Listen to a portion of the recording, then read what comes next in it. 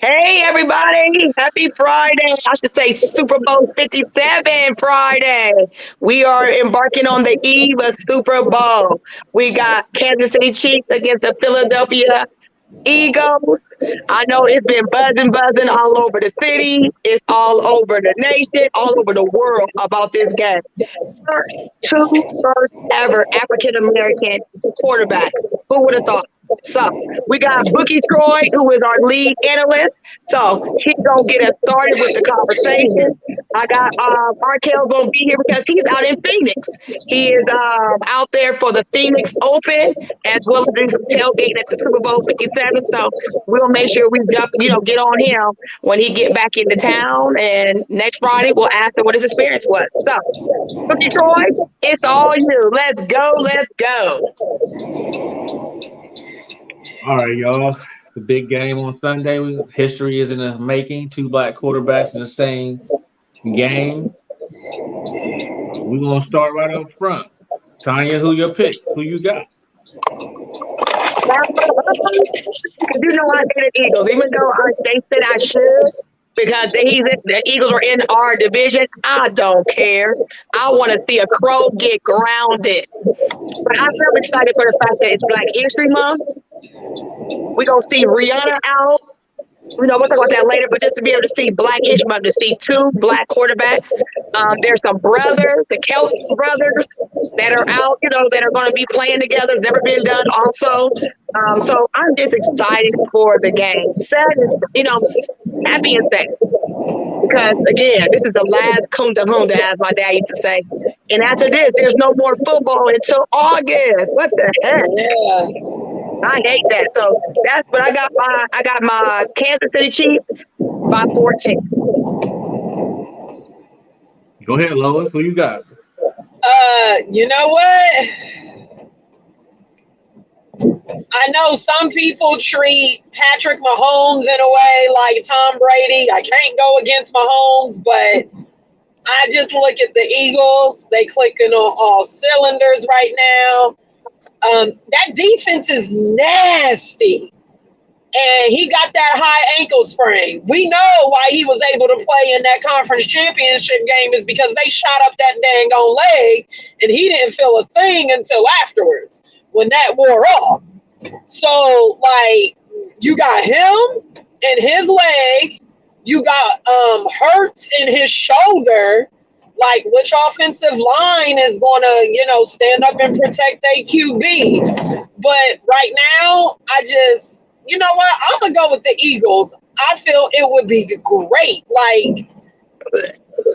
All around, with his story, just Jalen Hurts, just everything he went through, to get to this point. And I want to say something. Here we have, it's great. First Super Bowl ever. Two black quarterbacks.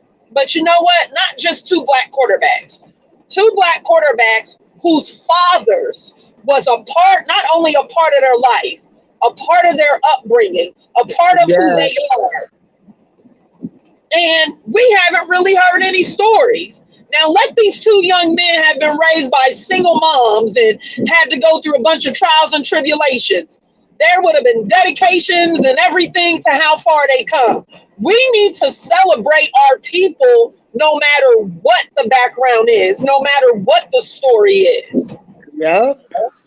But yeah, I'm going with the Eagles by 14. Oh, the Eagles by 14.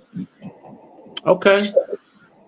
My brain says the Eagles. My eyes say Kansas City. So I can't. I'm not going to go against Michael Jordan of football. I'm gonna take. I'm gonna take Kansas City by 4 points. That's what I said. I keep saying. Either way, when you really look at it, though, either way, it's a good story. Yep. But I think the fact that Andy Reid is the X factor. Well, there you go, coaches. Yeah, that is definitely going to be key. Jalen Hurts could become a Super Bowl champ after Philly didn't even really want him after everything he went through in college. Or you got on the other side, you got Mahomes. What is this? His third Super Bowl in his first 6 seasons, and he could already have 2 rings. Like, either way, you got a good storyline with either QB. Right. I mean, it's going to be a great game.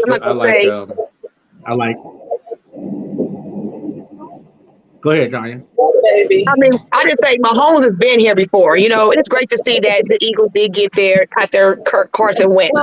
You know, but to be able to see, you know, Jalen and that team and really see the light. That's what I'm saying. They played all up until here. My thing is, how are they going to play when those bright lights come on? Okay. When those bright lights come on. Andy Reid, he's played on both teams. He knows what to do. And I think it's just going to be old coach against new coach. And if they, you know, and Mahomes also, he know what to do. He know how to play, hurt or not. And it's just going to be really a great game. No, that's why I said 14. Now, if the Eagles defense do not wrap up Mahomes in the first 2 quarters, the first quarter, it's gonna be lights out. Lights out. They're gonna drag it. So what you think, George? Well, Philly all season has 70 sacks on quarterbacks. 70. That's hard to ignore. That is nasty. Again, my brain says Philly, and my eyes are telling me probably because my eyes want to see some Jordan moments from Mahomes, but everybody is really picking Philly to win this game because they have an all-around team. 70 sacks, you can't ignore that. No, you can't. You cannot ignore that at all. No. I'm still gonna go with Kansas City. I'm gonna do what you shouldn't do when betting on this game and hedge your bet, because that's a loser's bet. But I don't know who. I mean, this right here, I just don't know. So it can go both ways. This depends on how the flow of the game goes. That is so true. So what is Vegas say? Spread is 1.5. Oh, dang. For Philly. Let me change that. 1.5. Philly by 3. Philly by what? Philly by 3, not 14. 14. I'm telling you. Yeah, that's why I was like, dang, you said 14? That's a 2-touchdown lead. Basically, you said it's going to be a blowout. And that's what I'm saying. Listen, one thing and two for certain is that Kansas City Chiefs, because you already know how Andy going to play. Andy know how to play in this type of game. Young boy don't. And I'm not saying that he's not going to play well because he played well all year. My thing for them is that if those Chiefs get Jalen and they knock him down a couple times, which is bound to happen, that arm is going to become a factor. Mahomes know how to play hurt. Mahomes is like Tom Brady. He know how to play hurt. When you saw what he did a couple weeks ago when he was limping around and he didn't come out of the game. So you ain't going to tell me that he ain't going to play to that ability. And that's where I think everybody's putting too much stock in Jalen. I'm not saying that he's not good, but can he play in that type of rush atmosphere that is going to happen to those players? That's what I keep saying. But if he can prove me wrong, but he's had some games that have been he has a shoulder injury. And you gonna hit the ground a couple times. How are you gonna be able to fold it? That's the thing. That's the thing for me. If that ball get knocked away from you, that's pulling your arm back. I mean, they're going to really do a good job protecting him, but it's going to leave the sides open where the Chiefs like to run. So it's going to be a. So who? It's Philly has the number 1 defense in the in the league. You know who has number 2 defense in the league? Kansas City. I'll give y'all a hint. They ain't playing this weekend. When did the Y'all know who got Bengals? the number 2 defense? When did the Bengals? The Eagles is playing this weekend. I said they're not playing. No, not the Bengals. Oh, they're not playing. The number 2 49ers. defense. The 49ers? There you go. The Wow. 49ers got the number 2 defense. You know who carved up the 49ers? The Patrick Eagles. Mahomes. Okay. Carved them up. I think he threw like almost 300 yards. That's what I said. That's what I'm saying. That's why it's going to be like the Goliath and what's it, David and Goliath. That's what I look at this game. It's going to be. Okay. You know who carved up the Eagles? You should know this. I know. My Cowboys. What team carved up the Eagles? There's a quarterback that had 340 yards passing against the Eagles. My Cowboys. And we should have won again. Again, we shot our own self in the foot. Because we had already said if we could got past the Eagles, we would have had a formation. That's why the Eagles is where they at. There was nobody else. There was no track else for them to go. We would have been there. But my brain say the Eagles. My eyes say Kansas City. I can only pick one, so I'm gonna take Kansas City. Yep. I'm picking it because I'm impartial. I should. They said I should because it's my teammate, but I don't care. I want to shut them down so they can be quiet. And plus, I love Patrick Mahomes. I have always loved him since he came into the league.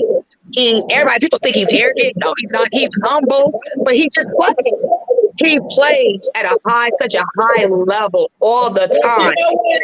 It's so interesting how, and I'm gonna say it. African American players, they're arrogant. Other players, they're just confident. No, Right. He arrogant. He confident. He know what he got. He know his skill set. He know what he can do. Yep. And plus, Andy Reid. Listen, Andy Reid. That is one of the best coaches in the damn league. Hands down. I don't care what anybody says. Coaching matters. What'd you say, Troy? I don't think he wants to lose against his old team. No. Oh, no, he don't. Oh, no. Because that's going to become a highlight. That's going to become a national conversation around that. Because he's the only coach that's played on both teams. And if I'm not mistaken, get Andy Reid, get him a championship, get him a Super Bowl when it was Wentz. He got a Super Bowl with Kansas City. They're 1-1. 1-1. They lost against Tampa, and they won the other Super Bowl. But wasn't Andy Reid when Carson Wentz won, when the Eagles won? Who was the coach for the Eagles? No, Doug Peterson. Doug Peterson. Okay. Who coaches the Jaguars right now? Okay. So he don't want to lose against his old team for sure. No. I'm going with Kansas City, and I'm going with the over on the points. The over on the points is 51. Y'all think So they're you going over? 51? You think they're gonna score over 51 points? Yes, they are. Absolutely. It's going to be a high-scoring game. It's going to be one of the most high-scoring games that has happened in many, many Super Bowls. Because even if Kansas City get down, you know Patrick Mahomes will come back in seconds and tie that game up. Yeah. I got Kansas City. Yeah, I got Kansas City. It's going to be a good game. They're not, like I said, they're not going to lose. They're not going to be no slouch. But I feel if Andy Reid is going to come out blowing, he's going to come out. He don't have no choice. He's not going to be stagnant. He's not going to play conservative ball. He's going to come and throw it down their throat. Yeah, he's going to come out swinging. He's going to come out swinging. I don't think the ankle is going to be a factor, just so y'all know. No, because everybody's healthy. He's getting all his receivers back. He getting Juju back. He getting Hartman back. He getting no boy. Who did they get from the Giants? What's the wide receiver they got from the Giants? I forgot his name. Tony. Darius Tony. They getting him back too. So they're gonna be loaded. And you got Kelsey sitting out there, the number one tight end in the league. Listen. And that's why I said I heard that. Because I heard the bets have been poured into the sports booking.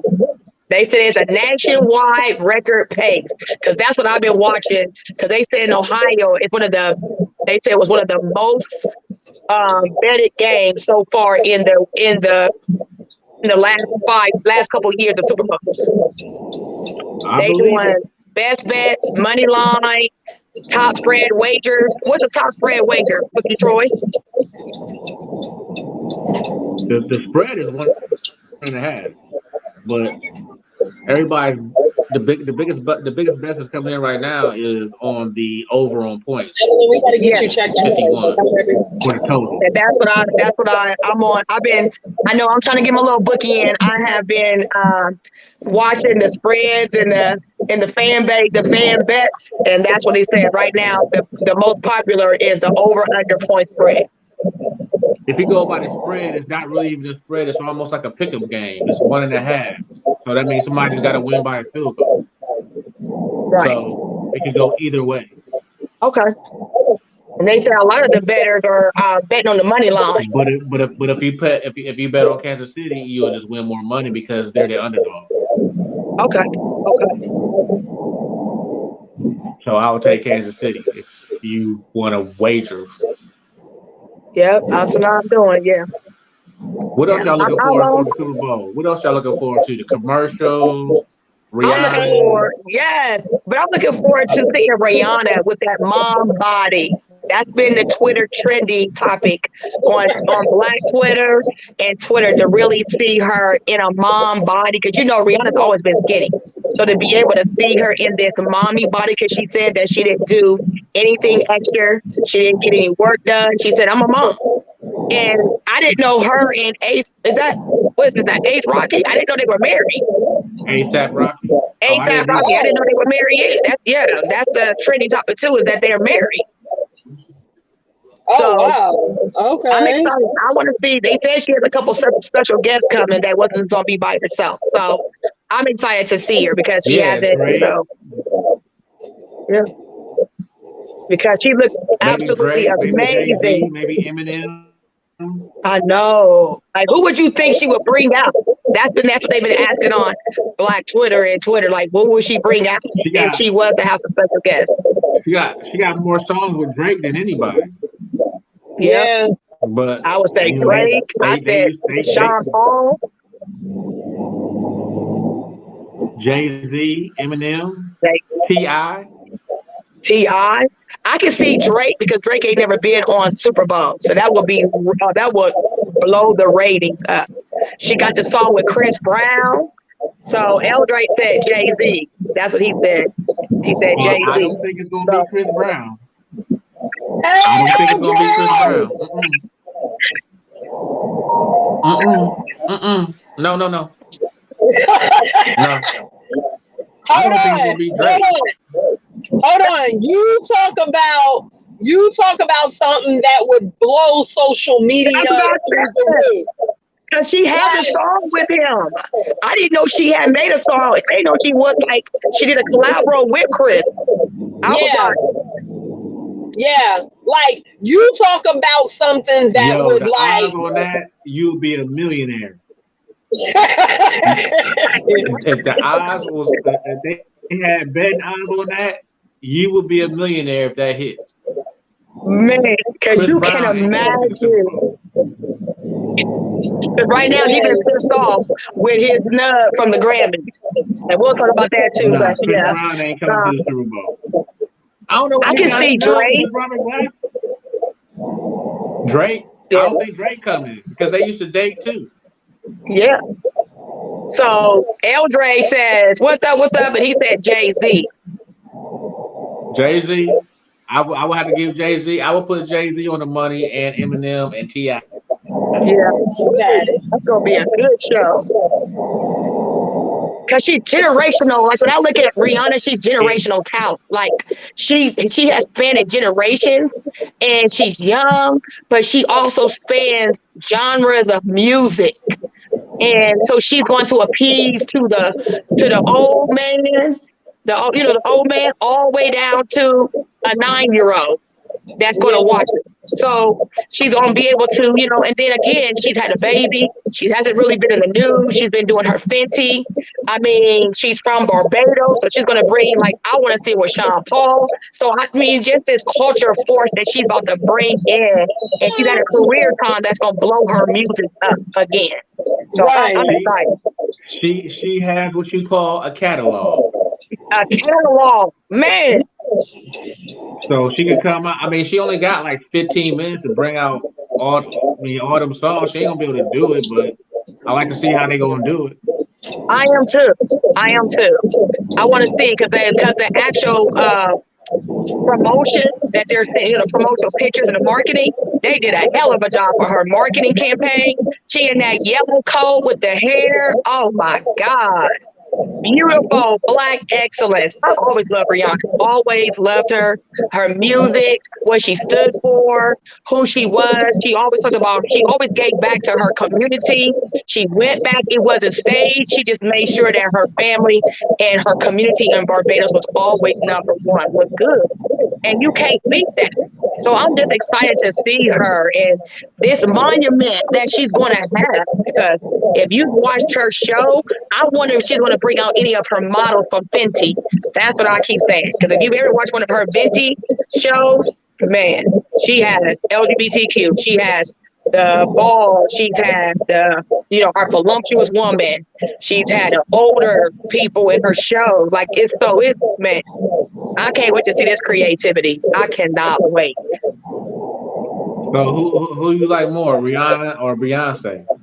Rihanna, I hate Beyonce. I was trying to say I don't like Beyonce because the Beehive. I'm sorry, Beehive. I'm sorry, Beehive. Because we don't want the Beehive to tear up on the Sportzkelz wine and brew.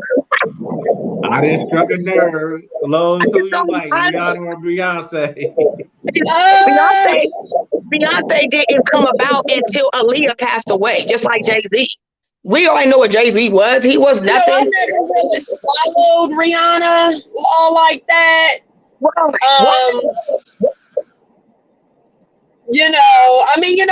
listen I had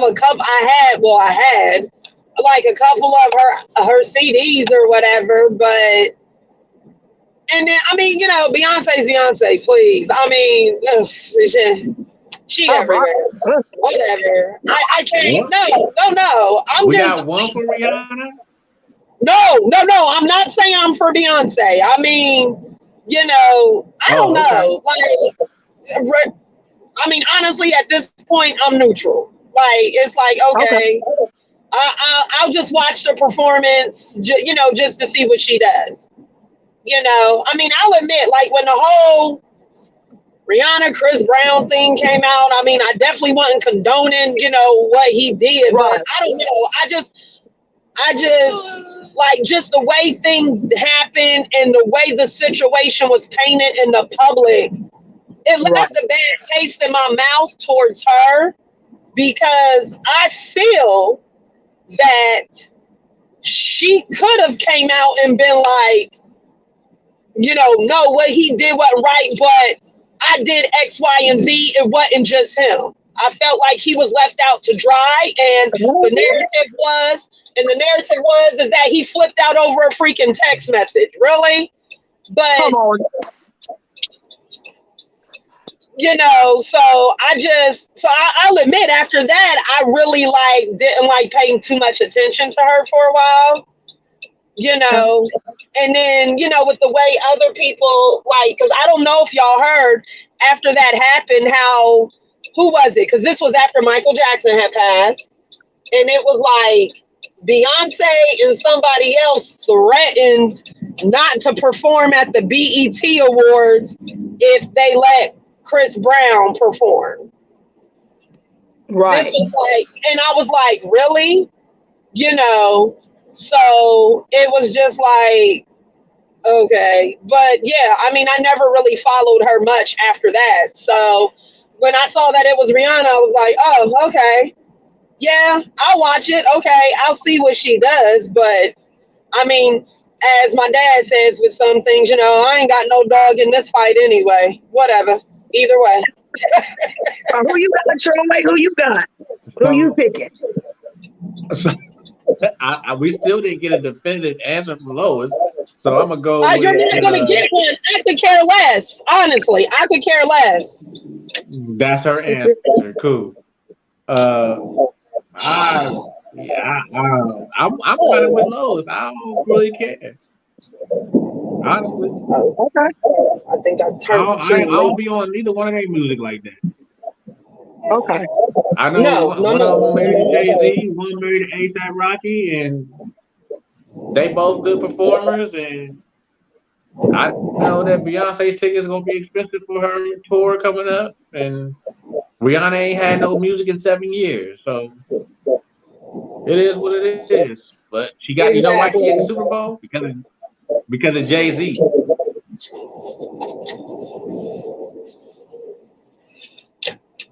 So I don't have a dog in this fight for either one of them. Yeah. Right. Like Tanya, you froze. Now if you say it's going to be T.I., my eyes will be glued to the television. Now when she perform on Sunday, I'll be watching like everybody else. Right.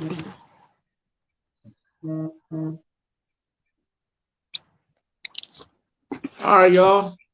Let's go on to some NBA. Oh Lord! Because it's been busy. It's been a busy week, as you know. Busy is an understatement. Come on, mama. Oh, Sheeta. So yeah, she froze and went out. So look, we're gonna talk about. Well, we're gonna talk about LeBron first and his monumental win, as far as winning those, getting all those points and passing Kareem, and and it was a spectacle in in Lakerland, and everybody was happy about that, and they still lost the damn game. But we ain't gonna talk about that. But, yes, we are.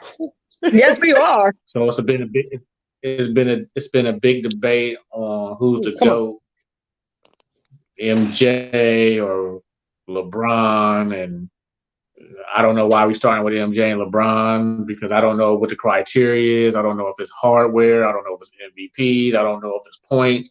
I don't know what the criteria is to be the GOAT now. So this is what I want to know. What y'all think? Who y'all think could be the GOAT, and why they the GOAT? And if are we talking about hardware? If you got more hardware than the other person, are you the GOAT? Or is it a popularity contest? And LeBron is going to throw this record out the water, and nobody's going to be able to ever catch it because he's going to play another 2 or 3 years. So go ahead, Lois. Who you think? What you think about LeBron's record, and who you think the GOAT is between him and MJ? So as far as his record, I feel it is something kind of special because it wasn't something that he aspired to do. So I feel that does make it like real sweet that he was able to accomplish that, because that wasn't one of his goals. Oh, hold on, you guys. I got to check baby girl in real quick. Hold on. Hey, we're still getting it. Why are you doing that? Go ahead, Tanya. For me, yes. Like Lois said, he wasn't expecting it. And I think, too, when he came in the league, and when you look at his record, he was 18. And now he's 38. So that's almost 20-something years. I mean, like, how old is ain't LeBron, like 38, I think it is? 38 years old. Yeah, so look at that 20 years span and what he has been able to do. I don't think it will ever be done again. They might come close. And I don't think it's a popularity because LeBron had to work. I mean, he's changed the game, how the game is played now. Like how they do these super, like back in the day, you didn't jump ship. You stayed at your team until your tenure was over and you left the league or you retired.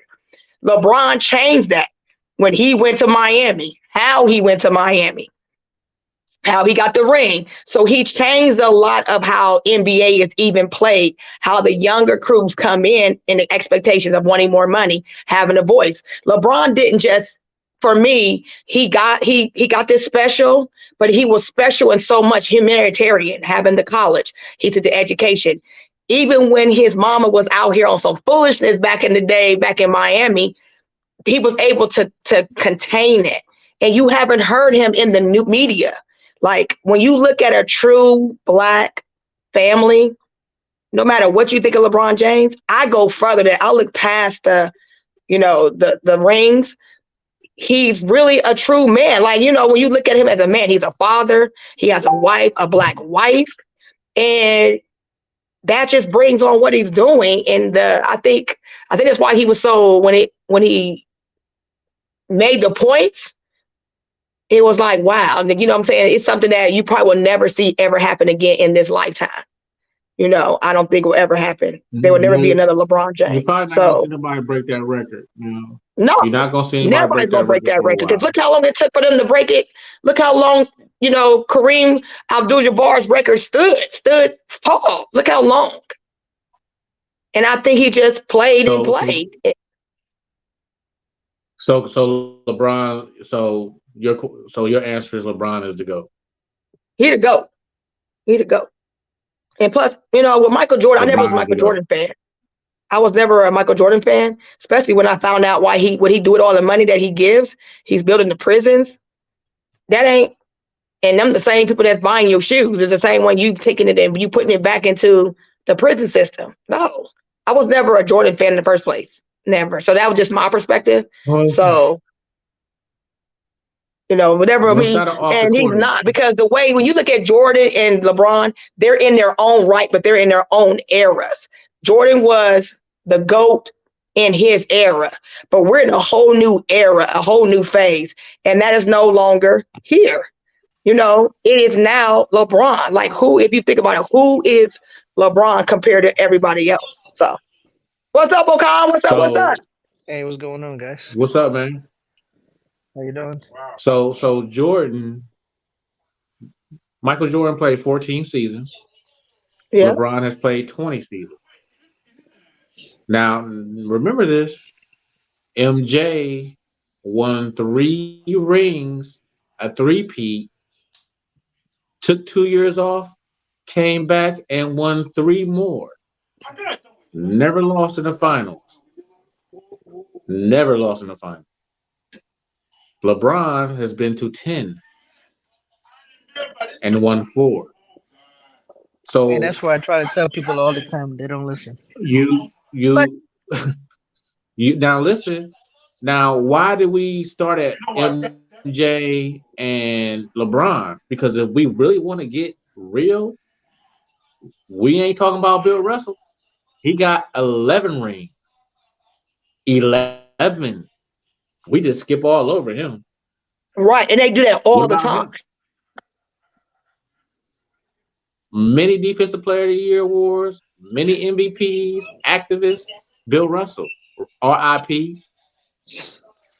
We don't never say nothing about that. We just go straight to LeBron. We go straight to Michael.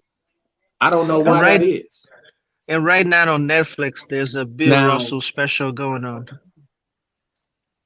To bring him, because again, when you look at Bill Russell, the reason why LeBron is at the space that he's in is social media plays a factor. When Bill Russell was playing, we had black and white TV.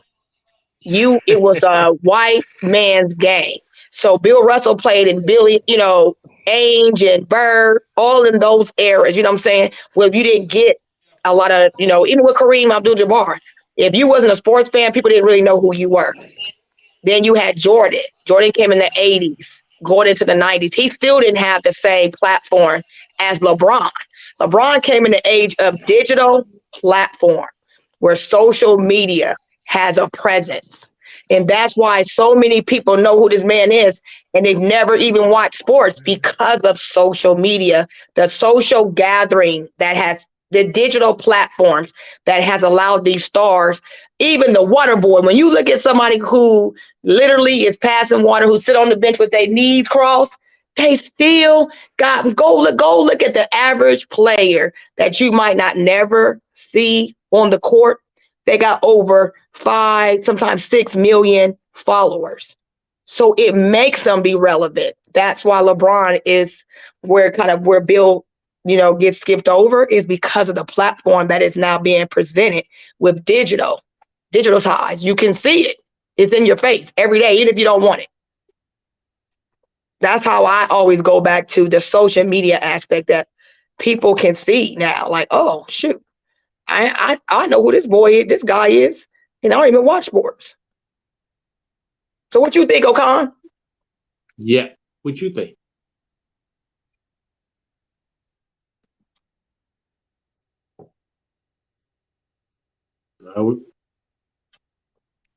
We can't hear Sorry, you. can you hear me now? All right. There you go. It was 96 when I came back to the US, and that was the height of Jordan era, right? The way Jordan carried himself is it separated him from everybody else, right? And then when I look back on some of the films, because he came in the league what 85, 86, right? And the 80s, that's the 80s is when some of the legit players, like a lot of the Hall of Famers, came from the 80s. So for people to dismiss the fact that Jordan is not the greatest that LeBron James is, to me it's funny because of the. I say it's funny because Jordan had to play against big boys, Detroit, right? They had to play against the Lakers. They had to play against the Celtics. Celtics team. Most of the starters, if not all of the starters on Celtics back in the 80s, are Hall of Famers, right? Everybody can agree. Yes. So you know so but Bob I Cousy, cannot Havlicek, yes. but I cannot dismiss the fact that this boy came into the league.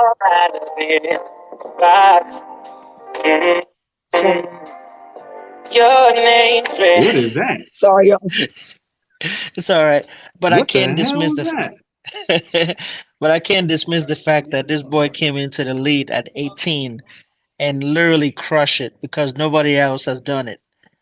Most of the kids that came from high school to college, they have not reached this kind of milestone. I know KG, I know Tracy, Tracy, what's his name? Tracy something. What's his name again? McCormick. McGrady? McCormick. McGrady. Yeah. McGrady. I'm So, his McGrady? older. so some of them they have achieved greatness, but LeBron James is the first person that has gone to that extent. So kudos to him. So that's why I would So say who? probably in the So top let me five, get but you. he's You picking LeBron?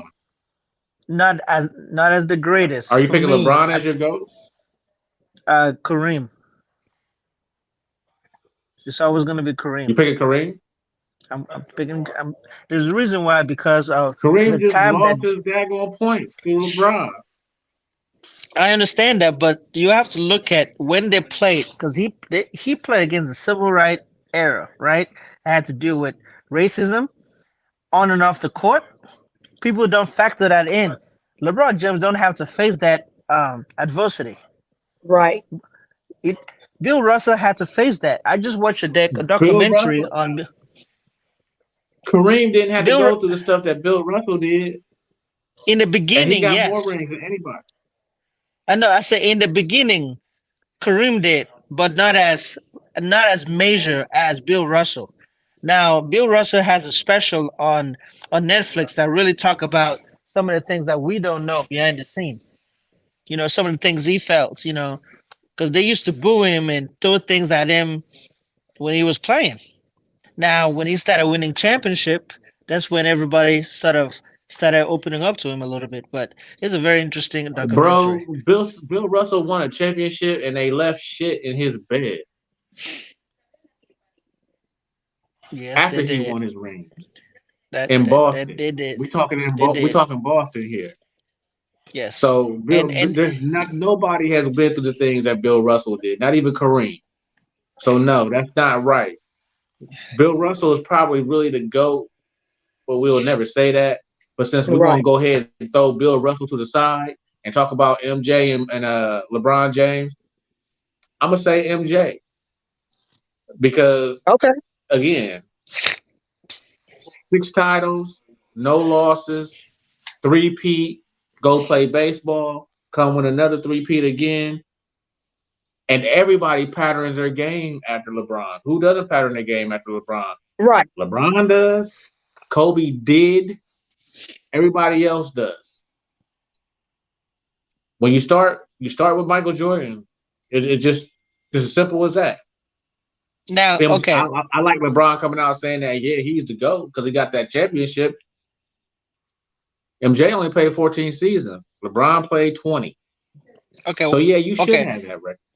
So let's do this. Let's distance LeBron James from this Michael Jordan. What about Kobe and LeBron James? I think that should be the two factor. Who's the greatest among those two? Because they both came out of high school, right? And they both accomplished great things. So between those two, who do you think is the valid GOAT between those two?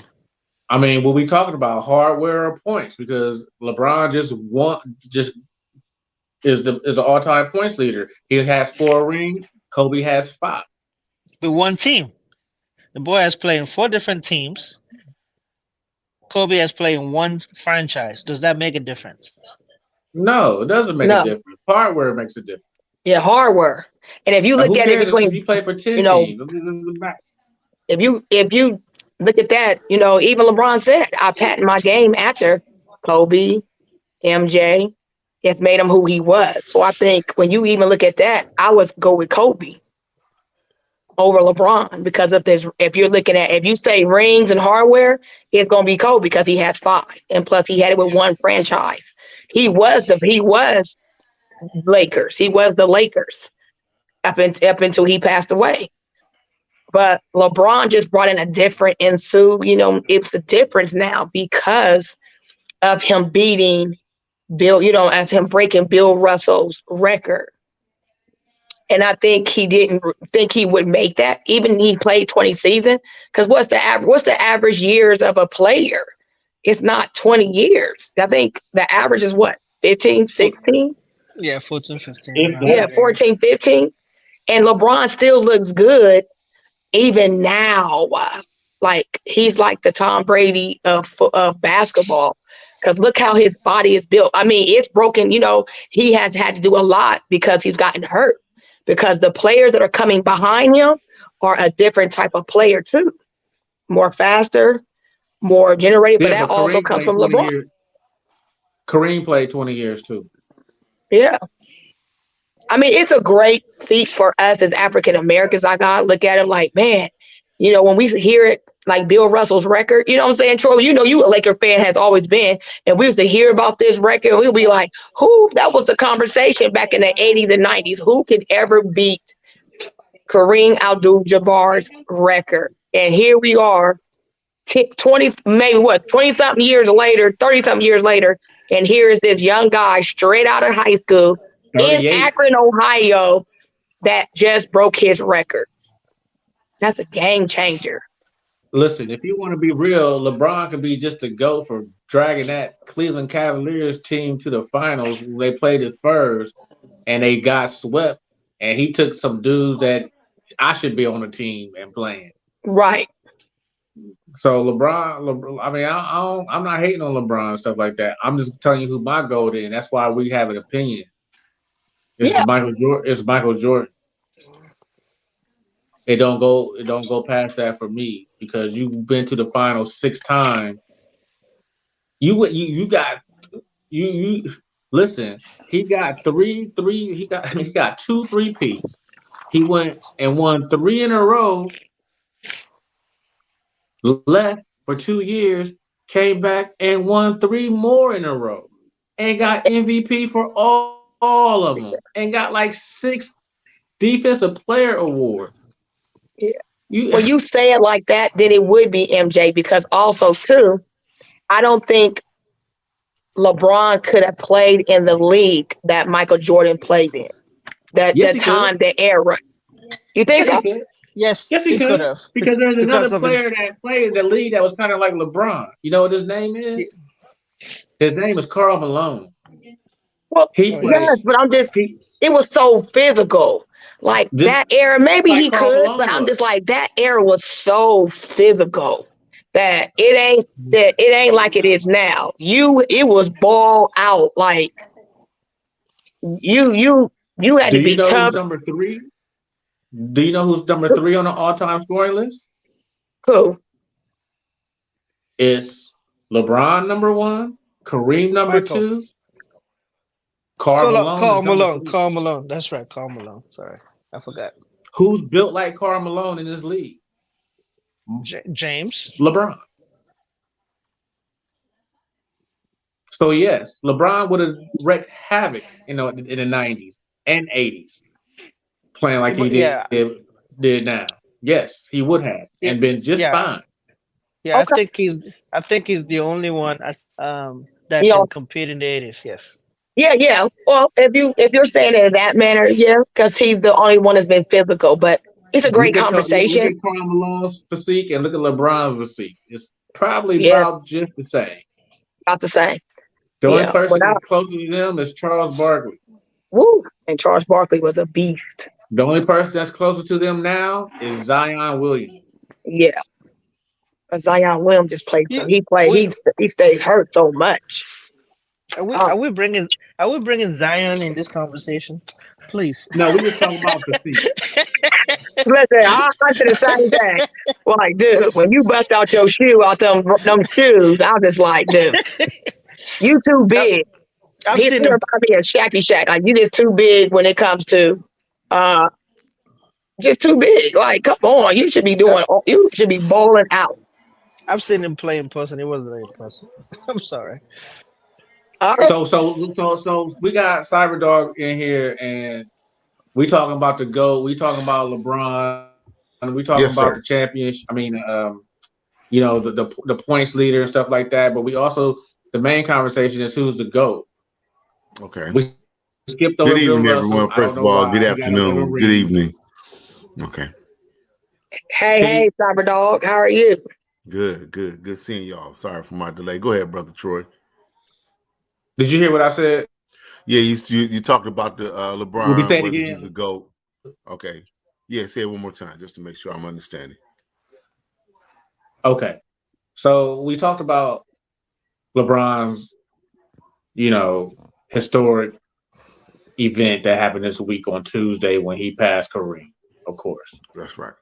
So, that brought up the debate of who's to go, Okay. him and Michael, even though we skipped all over Bill Russell. So who you got the floor. Me and Tanya said enough. Ocon said MJ. Tanya said LeBron. I'm MJ. Since we're gonna skip over Bill Russell, we ain't gonna act like he exists. Okay. And go ahead. You got the floor. Well, I mean, this has been going on, man, since 2002, if you think about it, when he entered the league. Because he was tagged as the chosen one at 14 years old. Now, he didn't tag himself as a chosen one. He was tagged as that because of his physique, his athleticism, and his game at a very young age, right? So, MJ during that time, and a lot of people weren't, they were young, but to watch MJ live, and I look at it like this, Troy, Tanya, and what's up, Tony D? My thing is when I'm gonna go back when Muhammad Ali was boxing. Okay, if you hate or wish someone to lose, okay, as a fan, that's because either they're winning a lot or you just pulling for the underdog. Okay. And Muhammad Ali, I remember doing that. And I used to be like, man, I wish Ken Norton knocked the shit out of him. I wish somebody knocked him out. And I didn't realize what was going on at the time, that he was so great that you wanted to see him lose. Talking about Ali. Here comes Jordan. I mean, you can see the gray on my beard. I was around in 83. I believe it was 83 when he hit the league. I remember it vividly.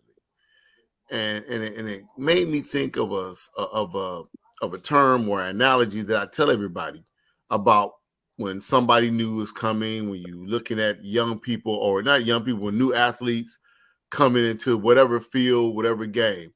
I always say this, Troy, Tanya, and Tony, it don't take the greats long for you to know them to be that they're going to be great.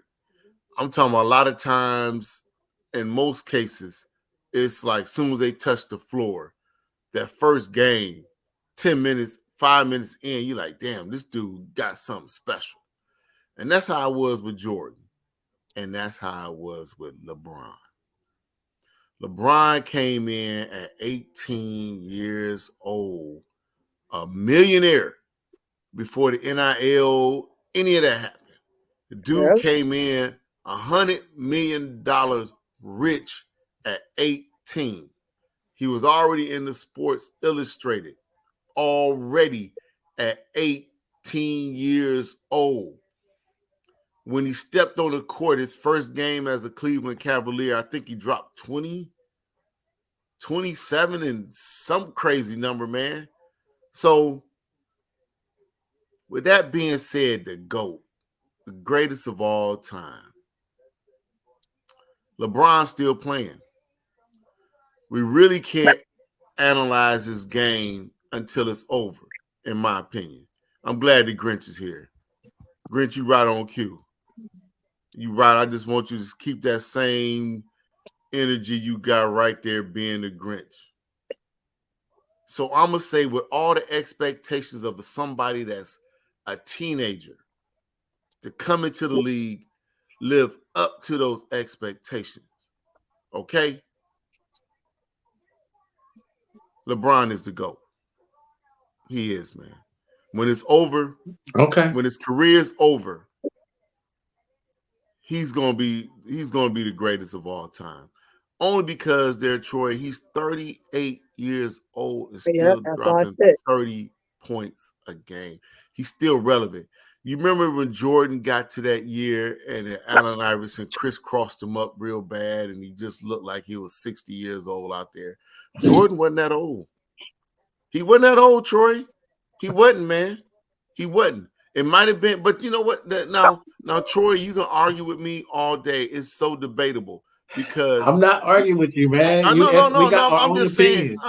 I'm just saying it is debatable because you can look at the era that Jordan played.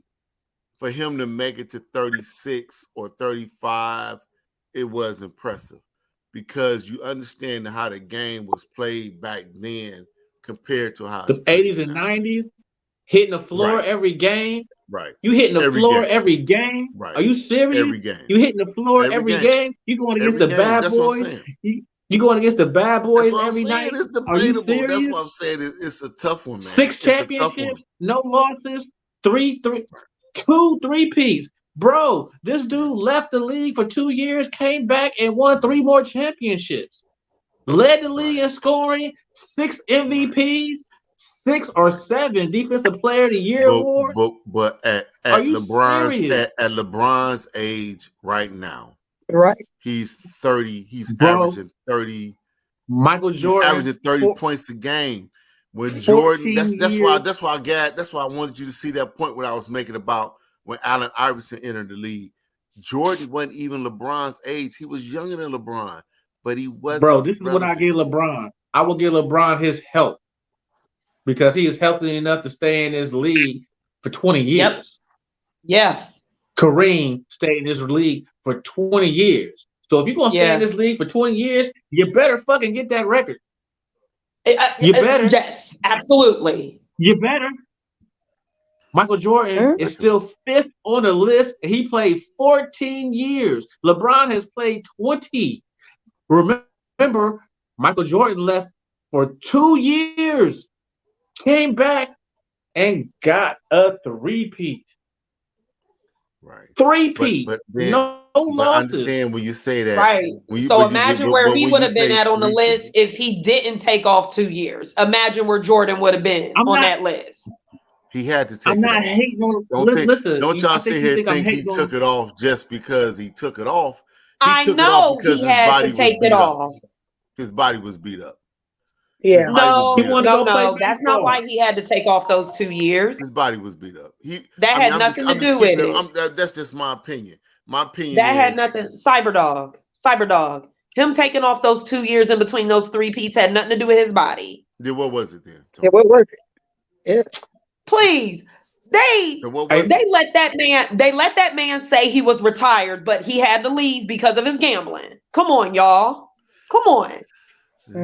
But let me throw this to you. Let me throw this. You talk about the 6. You talking about the 6 championships.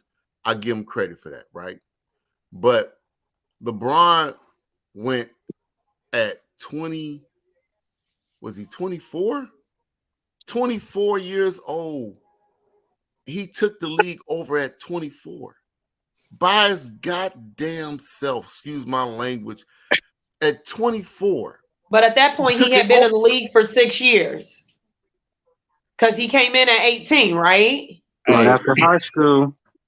Exactly. You're saying he took over the league at 24. So he had been in the league for 6 years. That's right. Hey. That's right. With some bums. So by then, I would expect you to do something. Wake up, Grinch.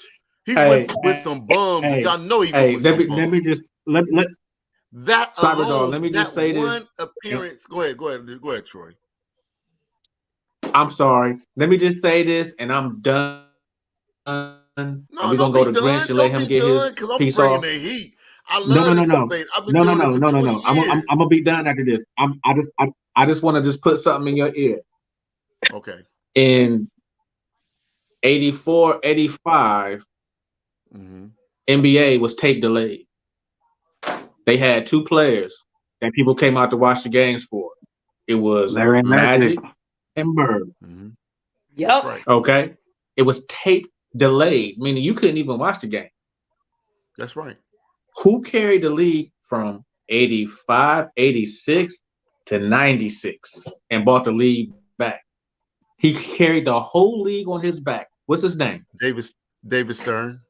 No. You a butthole for that, Cyberdog. You a butthole. Keep it real. You asked who kept the league. I'm telling you, whether you like it or not, it was David Stern. No, it was not. It was Michael Jeffrey Jordan. David Stern and his marketing genius. That's what it was. Hello, you go ahead and argue whatever you want. To answer that question, it was David Stern. Yes, we need a star. When LeBron got in the league, power was already there. Troy. When LeBron got in the league, he did not have to carry this league. When LeBron got here, he did not have to carry it. Who was already carried his whole league. It's already carried. Who was carrying it then? It was already set up for him. It was already carrying it in 2002. In 2002, you tell me right now who was carrying the league in 2002. Listen, these are the great conversations that we're having. See, Cyberdog better be so happy I am at an urgent care sitting in a room, or else I'd be screaming from the top of my lungs right now. Go to the bathroom. No, I'm amping you up right now. Go to the bathroom. Go to the bathroom. I can't leave you in the room by yourself. That's my answer. Just for 5 minutes. Who was carrying the league in 2002? Kobe and Shaq. Yeah. That's it. But they were Tim carrying Duncan the league. And the San Antonio Spurs. Okay. Allen Iverson? Jordan was gone. Iverson was there, yeah. Iverson had crossed up Jordan at 36 so bad they was talking about it for years. Is that your only thing about Iverson crossing up Jordan? That's not the only thing. There's more accolades to that. Well, if that's your only point, Rich, It's tell me about a irrelevant. 38-year-old Jordan compared to a 38-year-old LeBron. Compare them right now. Hey, Cyberdog. Compare the Let's let numbers. Grinch have Read the numbers to me. let's Somebody, let please. Grinch have his say. No, Grinch y'all ain't keep said nothing. going. Go ahead, No, y'all Grinch. keep going. I'm entertained right now. Yeah, but you're the only one who ain't spoke about who the GOAT is, and you know, since we recapped and stuff Go ahead, like Grant. that, we just want to get your opinion. So the question is, who's the GOAT between? Is it any other players, or just between Michael and LeBron? And that's what I said. I said, you know, we just skipped over Bill Russell. He has 11 rings. I don't know what the criteria is. Is it hardware? Is it what accolades? Is it because you just won this crown for points? What is it? We don't know what it is to be the GOAT. I do agree with Cyberdog that I agree with Cyberdog that LeBron has not retired yet. So you can't we don't know what he's going to do in the future, but we just go about what it is right now. So I want to know what you think about this. This is an awesome debate. Yes, it is. It is. If you're trying to do between the two, it's not sorry. between the two though. Now, Grinch, once again, Troy laid it out there. It's really not between the two. See, that's what the writers say, because Bill Russell has been, and Will Chamberlain, all them great players. All right. Now, to me, the GOAT to me is El Capitan, which is Kareem Abdul-Jabbar. He's the GOAT in my opinion, because he's been ignored for a long time. This dude destroyed high school, college, and the NBA. That's true. And I give LeBron his due to pass it up, this, that, and the third. But everybody have their criteria. But my opinion, the GOAT to me is Kareem Abdul-Jabbar, because he dominated all three phases. All three. Okay. That's an excellent point. So when you're looking at phases, you're looking at all three components versus just one, which would be the hardware, which is why people talk about this, this GOAT, because it's their take on how you perceive it. Is it the rings, like Troy said? Is it the how many points or how long they've been in the league? And then like you said, you brought in a whole new one, all three, which would be Kareem, if you look at it that way. And he played 20 years. Yeah. He played 20 years, but like I said, he dominated high school, college, and the pros. All three levels. I have a question for y'all. What's up? So we know Lois, you up anyway, so we gotta hear what your take is. Well, I mean, I gave you my take a couple weeks ago when we first started this. To me, it's Jordan.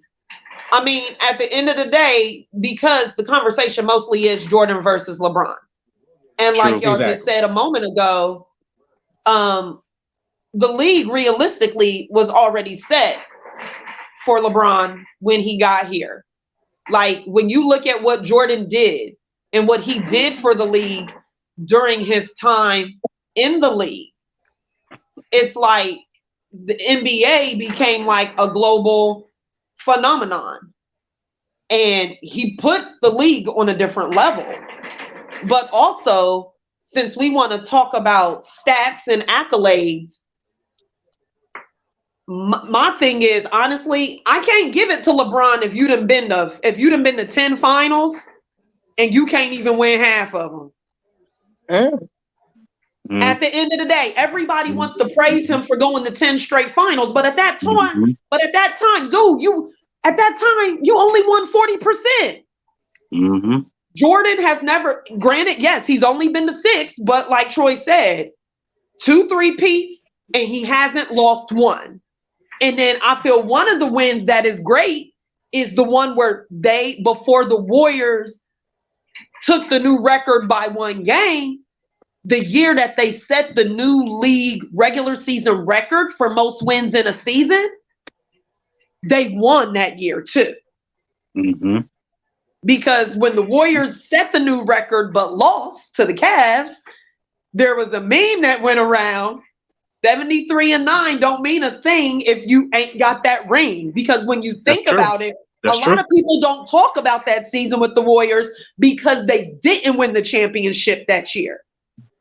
I mean, and if you're going to go off of accolades, to me, the amount of time in the league and ages is mute because one, you're looking at two completely different eras.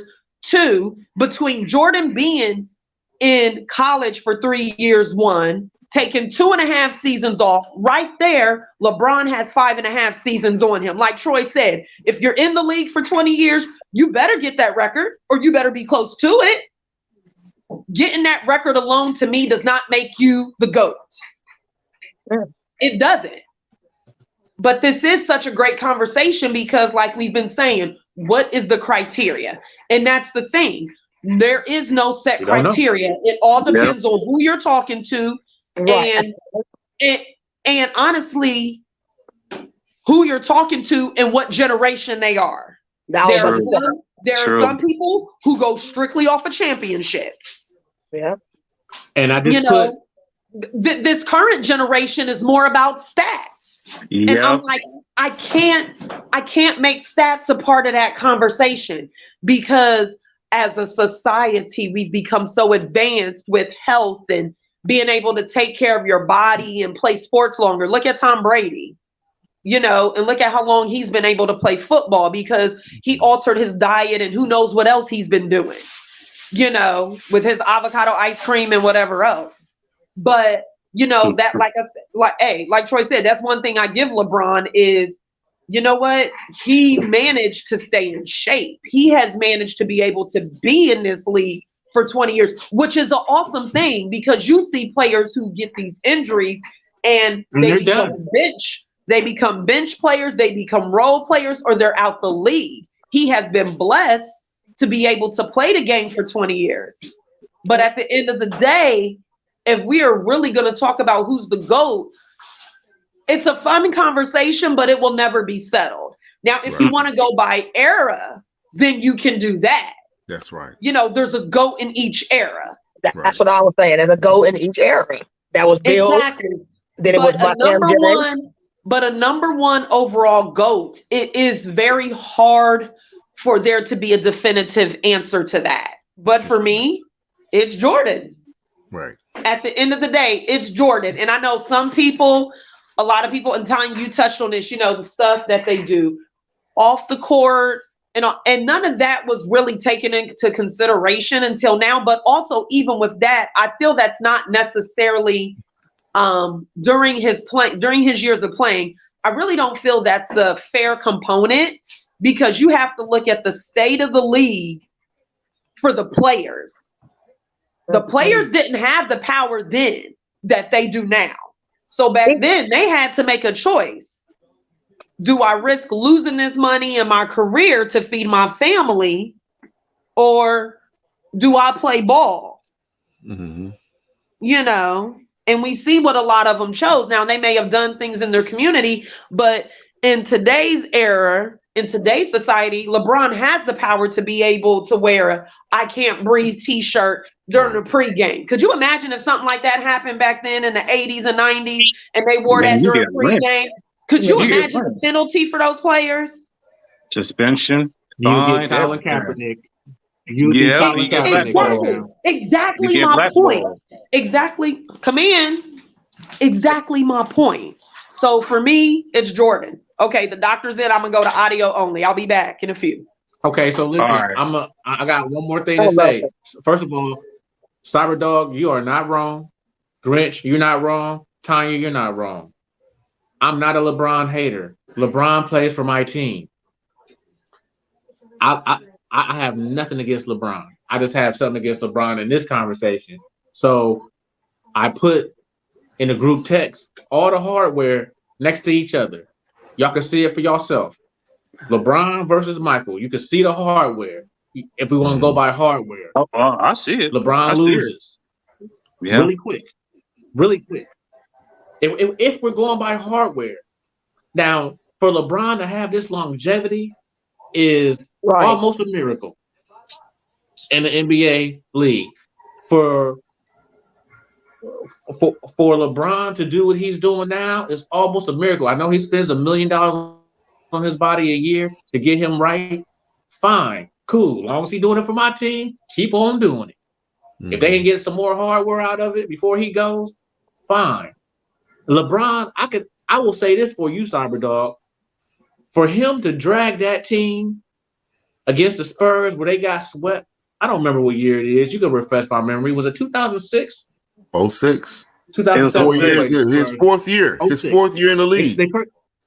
They played the Spurs in 06. And I said 06. back then, and Bob ain't here. He ain't gonna remember me having this conversation. I told Bob that night when they got to that finals, I said he could be top 5 just for dragging that bum ass team to the finals. And he get a lot of credit for that, Troy. Right. Remember who was on that team? Larry Hughes. Yeah, oh yeah, man. Drew Larry Gooden. Drew Gooden. Eric Snow. Eric Snow. Was Ilgauskas was on that team? Ilgauskas. Yes, Ilgauskas was on that team. Jordan. Was Ricky Davis on that team? Was Ricky Davis on that team? Ricky Davis. No, he was I think he was way before. He was way Ricky before. Davis left the second year. Was Mo Williams on that team? Mo Williams was on that team. Mo Williams was on that team. Mo Williams was on that team. Mo Williams was on. And what's his name? Darian Marshall was on. Right. Darian Marshall was on there. Marshall was on there. Yeah. Booby Gibbons was on there. Booby Gibbons was on there. Yeah. Bums. Yeah. Exactly. LeBron can get top 2, 3. Just think of any other team and any player who dragged bums to the finals like that. You can't. They should have That's lost the to the most Wizards in the final first team round, ever, which is why they got swept. Which is why they got swept. LeBron can't do everything. No. I mean, I think what LeBron can't do everything. I think what Tanya said is true. It's genres, but we can't help it. We want to compare the two. We wish we could see one of them Bulls teams play against maybe that 2016 Cavalier team and see what happened. Right. But only thing you got to say though, the Bulls team and Michael Jordan, I am a slight hater against Jordan because I'm a Cavalier fan. But they played D though. They played D, man, but you also got to look at this, Troy and Grinch and Tanya. Look at Michael Jordan's team. People keep saying that Michael Jordan, he didn't do it by himself, y'all. Look at his teams he had. Even the first 3. Think about it. I mean, you can twist your mouth all you want, bro. He had the Zen master as a coach. As a coach, he had Phil Jackson. And I used to hate on Phil like, oh, he just got Michael Jordan. He ain't win with nobody else. Wrong. He did it again with Kobe and Shaq. Mm-hmm. Okay. And he did it again without Shaq. You got Kobe. A Hall of Fame. You got a Hall of Fame coach in Phil Jackson. You got a Hall of Fame shooting guard, Scottie Pippen. Okay. Small forward, shooting guard, small forward. But I'm just saying though, no disrespect to Jordan. He won 6 straight. But people keep saying Jordan. But look at who he had with him. Because back in them days, one person couldn't beat the Pistons. One person couldn't beat the Celtics. You had to have a team. And then back in the day, it just didn't happen. You had to learn. You had to learn. Shout out to my brother who's watching the podcast. He just sent me LeBron's 2006 roster.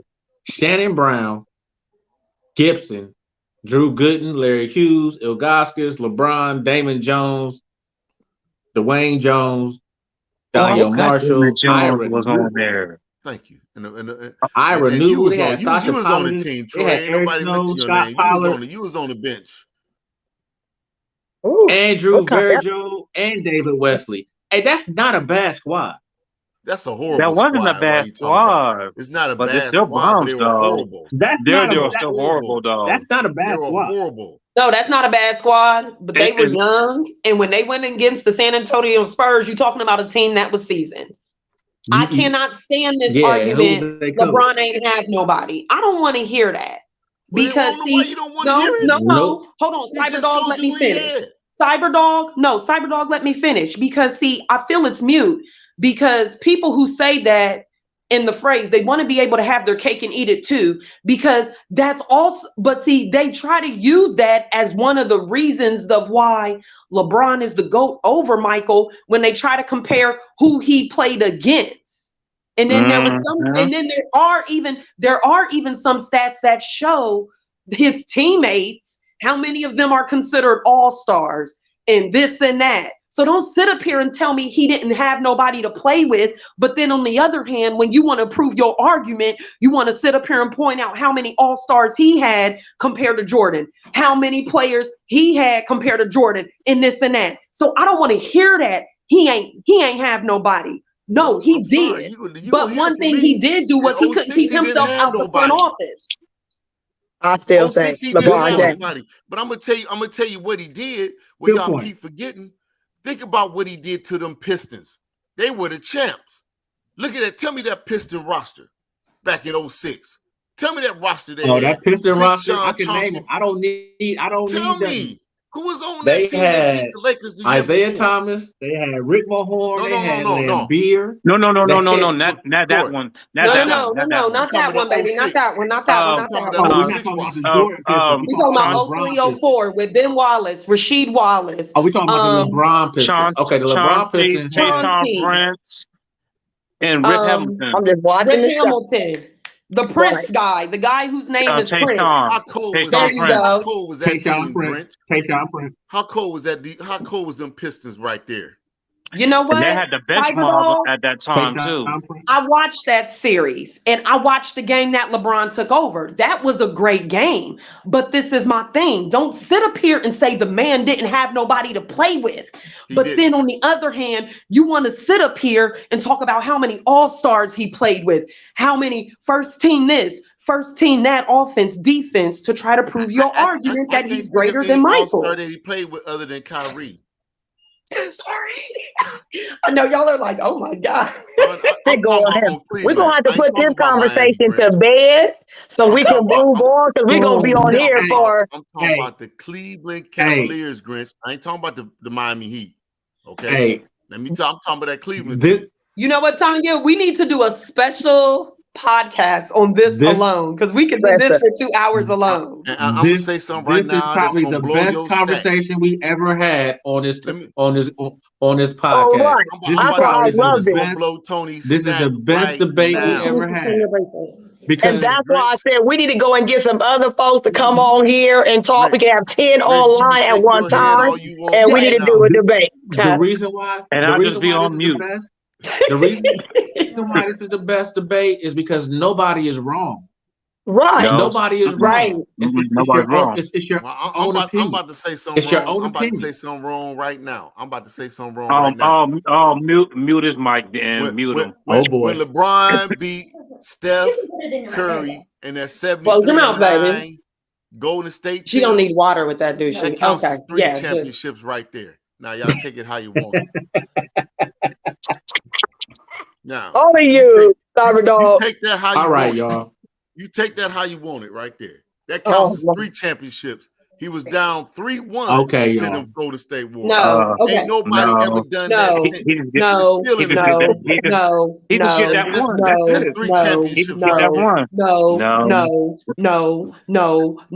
It's 1 championship. It does not count as 3. It is only 1. Was it great? Was it historic? Yes, but no, it doesn't count as 3. Stop it. Tell me Stop them it. great Stop it. Chicago Stop Bulls, it. did they ever Stop go up it. against a Golden State Warrior team like that in the finals? I'll wait. What? That's what I said. We're gonna have a debate. So we're gonna take it on a whole other round, because it's gonna put us in. I got a question just for you, because he can't get this off.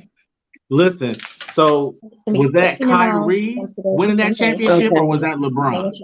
That was LeBron that won that championship. Okay. All right. Because I remember Kyrie. What has Kyrie done since? Okay. And that just transitioned us to the next topic. Let's go. That just transitioned us to the next topic. Transition. NBA trade. Let's It's just go ahead and get on fantastic. into it since we on Kyrie. God. Kyrie is a Dallas Maverick.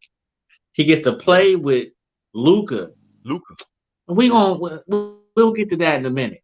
What about how he left the Nets? Oh no. Go ahead, Cyber Dog. Well, hey man, he left the Nets like he left Cleveland.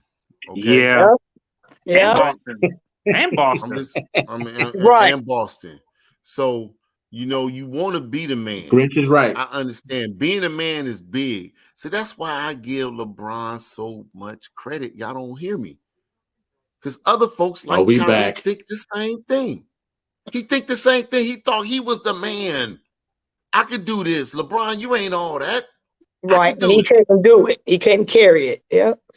That's a heavy load. That's a burden that you got to be ready for. Because not only do you have to ball on the court, you got to coach and make the other players on your team better. Because if you don't do that, you still ain't going nowhere. He's just a sidekick. That's it. Yeah, and that's why I've always said. That's why, Kyrie he wanted to fill LeBron's shoes in the accolades, but not the work. I like Kyrie because he's a baller, but and that's why he keeps jumping around. Every time he go to a team, he assumed that the team gonna make him better. Right. Where it's the other way around. You need to be going in and making a team. And then when something don't happen his way, which more than likely, because you got to put in that work, then he want to jump ship. He want to start whining and complaining and just all the craziness. And then when he get a chance, he ain't going to do no better better with the Mavericks. He ain't going to do no better there. Right. No better. Because once they see his work ethic and that foolishness that he going to do off the court, he going to be straight right where bottom line. That's right. Play ball or... So you'll get it. It's not right now, okay? I don't want to sound like the old man on this panel. And I'm gonna you are. But I just want to say that is indicative of the youth today. And I'm gonna leave. Yes. Yeah, no. You're right. You're right. You're right. You're right. And I hate to say it, the Nets. So how do the Nets won that trade off? But y'all keep going. I agree with Grinch. The Nets won because they got a stable of players. Mm-hmm. But how is Kyrie going to, how is he going to coexist with Luka when they're two ball dominant guards? Somebody gonna have to sacrifice. Somebody gonna have to sacrifice. It's gonna be Kyrie. Because Kyrie don't think he gonna come in and ball. He got to sacrifice. I know Mark Cuban was thinking, but he wasn't thinking too clear. No. Because he may hurt Luka's career. Right. Yeah. That's what I say. One gonna have to sacrifice, and the sad thing about it, it's gonna be Luka. Luka's gonna have to sacrifice. Luka the one gonna take the hit eventually. Yeah. Well, they did. I will say this. Luka. They did run it across Luka before they got Kyrie, and he was cool with it. So you saying that he's ready to sacrifice? He about to find out. He don't know. He young. But I will say this, Troy. The winner out of all these trades that went down, the true winner is the Phoenix Suns. They may have a team that can't be beat. We'll see. We'll see. Oh, anybody could be beat. I disagree. I mean, that's perfect for Kevin Durant. He don't have to be the man. He could just take the ball, don't take no heat, and then light whoever up in front of him. But you know what? For me, just like y'all talking about in Dallas with Kyrie and Phoenix, who's going to have to sacrifice there? Because Durant's an ISO guy. He likes the ball. So I don't necessarily put Phoenix at the top. Booker ain't sacrificing. That's what I'm saying. In my opinion. I think it's a little different in my opinion because just like when Durant went to Golden State, they knew he was the best shooter, and they changed their game around, and they only brought Durant to Golden State. And let's make this clear: one reason why Durant went to Golden State was for what? To beat LeBron. That's all it was. Let's just call it like it is. Yeah, that's all it was. They brought him in to beat LeBron. Durant, and they had their chance against Milwaukee. what was that? 3 years ago, y'all help me out. 3 years ago, it was in the Eastern Conference 3 years. Championship. It was 2 years. It was Harden, Durant, and Kyrie. That was their shot. Right. Yeah, that was their shot. That was their shot. Yeah, that was their shot. But I think outside of Kyrie, I believe Durant is going to work in the Phoenix because, for one, you got my man Chris Paul. He's a vet. Durant, if you hitting these shots, we're going to let you hit these shots. Right. Ain't gonna be no fuss on.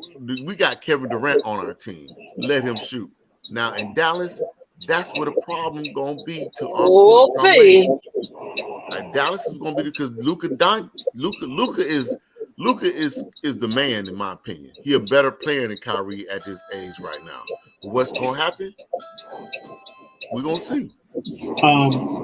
The Suns gave up one of their best players.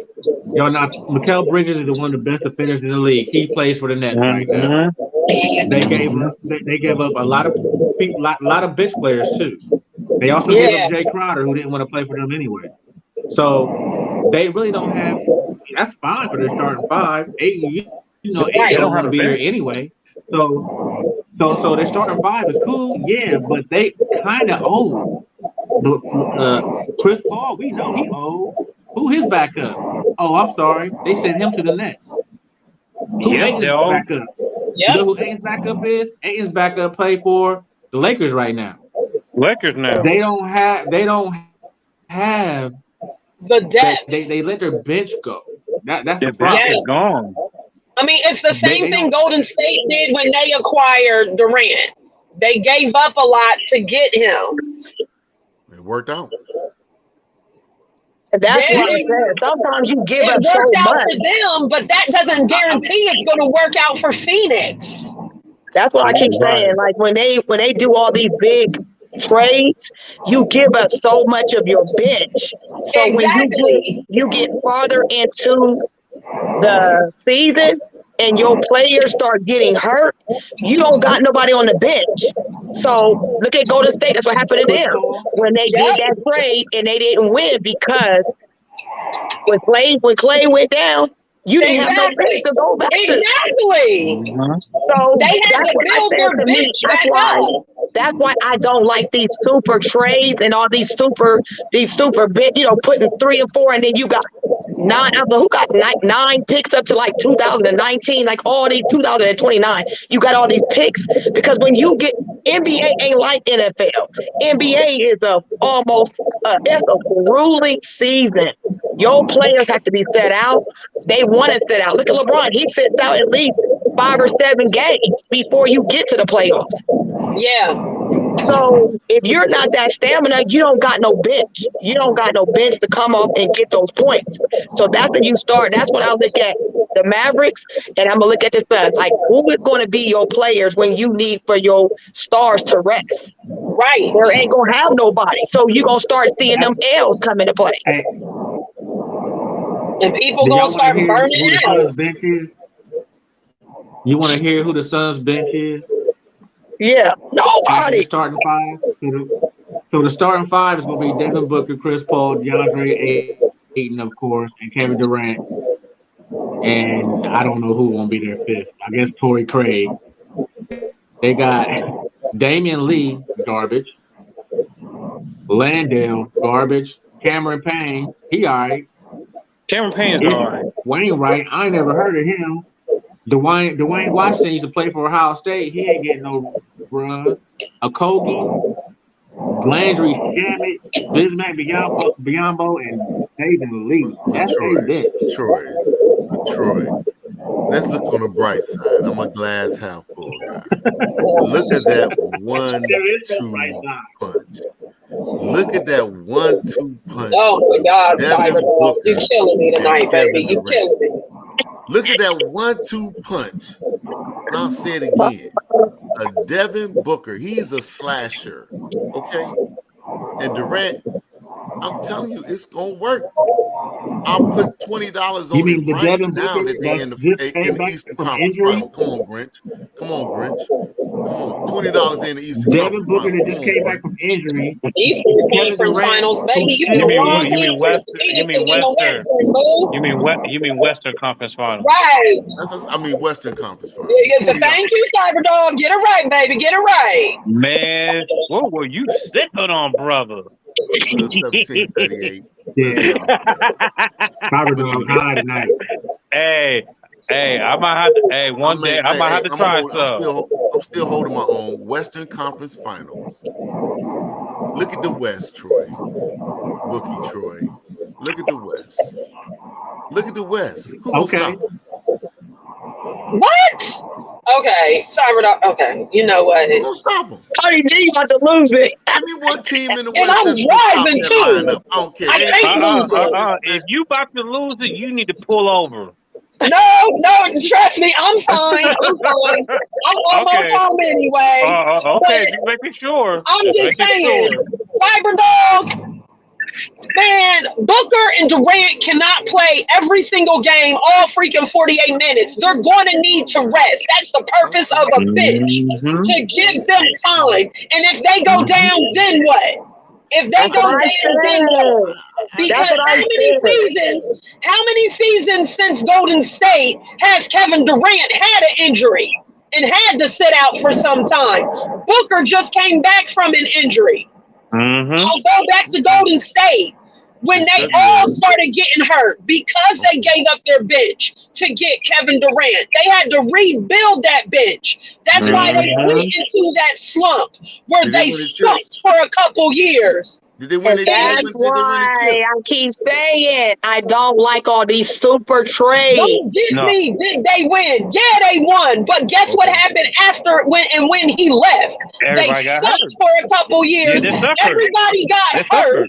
And they suffered and they had to rebuild. That's why I say it just Like, there is one player in this league, honestly, right now, I would not want because he just can't seem to stay healthy.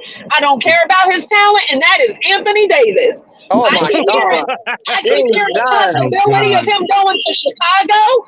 I told my husband, if Chicago makes that trade, I will disown them. Yeah. Well, Trey Davion gone. I hope they didn't do it. No, they didn't. But I'm just saying, like, you gotta look at that.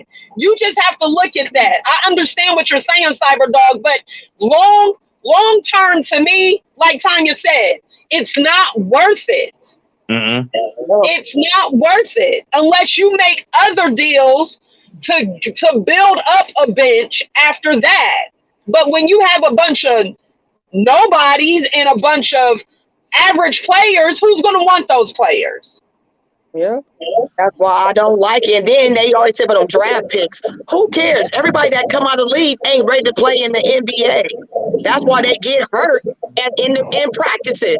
That's why they get hurt at the beginning of the season because they're not equipped. So all those draft picks don't always equate to great players. Exactly. NBA is a different type of beast of player. Like what we said before. Like Eric said, you have to stay healthy. Look what happened to Zion Williams as soon as he came in the league. What happened? He put on 30, 40 points, 30, 40 pounds, and then you busted out of a shoe because of your weight. You carrying that type of weight, and you were gone from the whole season. Like they paid all that money, and he set the bench the first full year because you out here in some plastic shoe. Because you out here in a plastic shoe, and you weren't even healthy because you got them coins, and you was eating. Zion's nickname should be let me go old school. His name should be Big Mouth from the Spurs. Me Big Mouth, me hungry. Now that's what he did. He went straight up there like, dude, what is you doing? Like you busted out of that shoe and you was gone for a whole year. Shout out to Eric Hancock who says everybody got to stay healthy. Eric Hancock is my brother, y'all. Just so y'all know. And that's what I said. That's what I went back to. And that's what I said. Like all those draft picks and all that, I didn't like it. I don't like the trade. I mean, it makes for great conversation, but when you got to ball out on that floor, that's when you see the breakup. That's when you start seeing them tweets. Because like again, Kevin Durant, which is why the winner. He ain't been good in a long time. He just ain't been good. He ain't been that good. He got to surround himself around people who will ball out. He hurt. That's what I'm saying. He hurt right now. Yeah, he is hurt now. And then you have, Kyrie. Like I told you, he the new age Dennis Rodman. That's who he is. He can ball out, but I'm telling you, once he get in that camp, and once that team see what kind of player he is, he gonna get ostracized again, and then he gonna be trying to bail out. I'm telling you, guarantee it. If it don't go the way he goes, and he think he's supposed to be the man, and he don't become the man when he feel, he gonna start griping, and you gonna see a whole fallout that's gonna happen behind this huge fiasco of bringing him. Watch. That's why I don't like Kyrie. He want to be top dog, and you ain't playing top dog because you can't ball out. You gotta, them players gonna see it. They gonna see it. Yeah. The winner of the trade deadline was the Nets. That's yeah, they were. Yeah, they were. I agree. Yeah. Second they place, got I have to picks, say the they Lakers. got players. Lakers did good too, but we'll see. Yeah, the Lakers did good too. We'll see. Yeah. Yeah. Hey, They Troy. stole Obama from Orlando for Yeah, Pat they Beverly. did. I don't know how when they I let saw that go. that, I was like, "Ooh, that was a steal." All right, where I we don't know how they going? Where let we that go. going? New Mexico. All right. I'm gonna swap you. So I skipped over the Pro Bowl, y'all. My bad. Oh yeah. No, you did it right. Wait, you did right. That was You did it right. That was flag I did it right. football. You did it right. But my That comment was was, flag y'all think that the football. Pro Bowl, y'all think the Pro Bowl is over? Y'all think It's it's done. washed? It's done. Yeah, Chicken it's done. fork in it. It's Come on, done. Mama. Chicken fork in it. It's done. I didn't watch it. I just know they did flag football. Me neither. And I watched it, and it was like watching flag football. It was watching semi-pro football. That's what it was. The Grinch, you know how we be standing on the line when we used to be with the fire. That's what the Pro Bowl was. They were standing on the line, jaw jacket. I said this wasn't nothing but the Columbus Fire playing. When we was down in Florida when Grinch and myself and all of us were standing on the line talking. I know. Charlie, they was drinking and eating. It was foolish. Man. It was ridiculous. It was crazy. It was crazy. And that's what I said. I went right back. Like, this is nothing but a daggone. We're gonna go to a fire game this year. I know. Yes, we do. We got to go because they got some heat coming. But yeah, it was like watching a powder puff game. It was horrible. But I've been watching really quick. I know we don't talk too much about women's sports, but the game for Sunday is the game against LSU. And if y'all been listening, watching Twitter, she's contagious. oh, I'm sorry. Let me stay in my lane. I was transitioning to women's hoops. I'll get you some more, okay? Woo. So I was gonna talk about Gino versus Don. Y'all see that? Yeah, that beat now. So Gino, I mean, y'all know who Gino is. Well, I gotta tell y'all who Gino is. Yeah. Gino is the Connecticut's coach. Gino Amriam, whatever his name. Y'all know who Don is, right? Don Staley, South Carolina. Miss Staley. So apparently Gino had a problem that South Carolina's players was roughing up Connecticut's players. I don't know how he gonna get this. While he's talking, and he's been doing it for years. Don Staley fired back and was like, if you took all my girls' clothes off, they had bruises on their bodies too. So he tripping. So Gino just needs to transition into the new age of women's college basketball.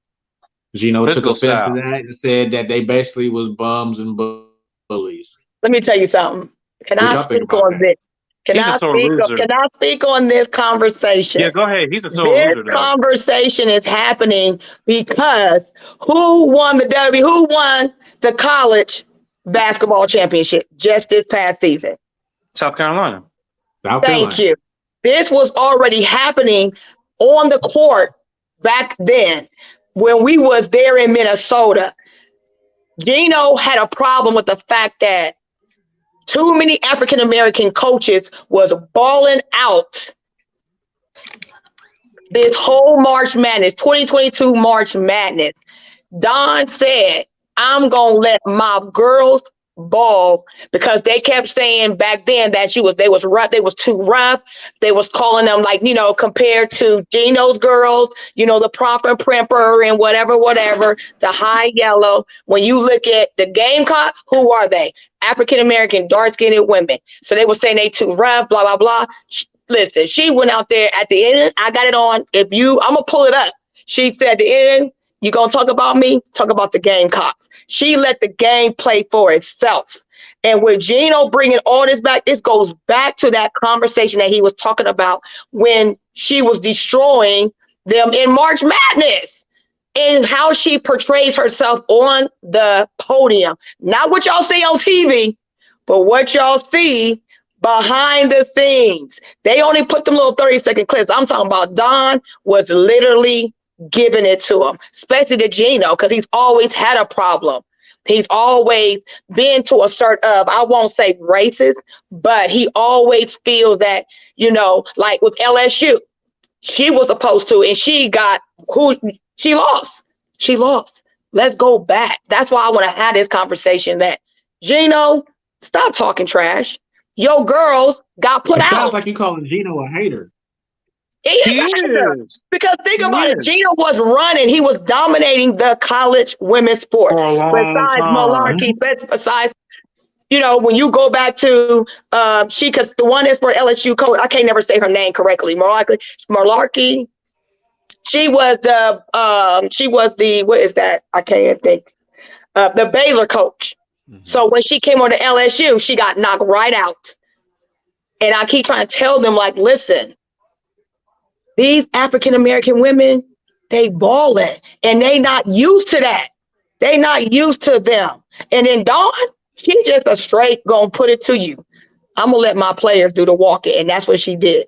She said, these narratives that y'all couldn't out here, yeah, they're saying that's why she's addressing it, because it can hurt her future. Mm-hmm. And she's saying, dude, stop this foolishness. You're not the same team. You're not the same, you know, dynasty as they want Gino to still be in his mind. Dude, that's over with now. Your girls got to come and play. And if they don't come and play, they're going to take that hit.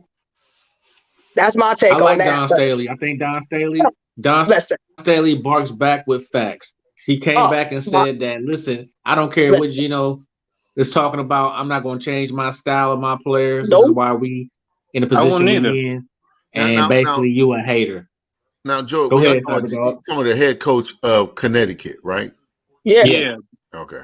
I just want to make sure I was with y'all.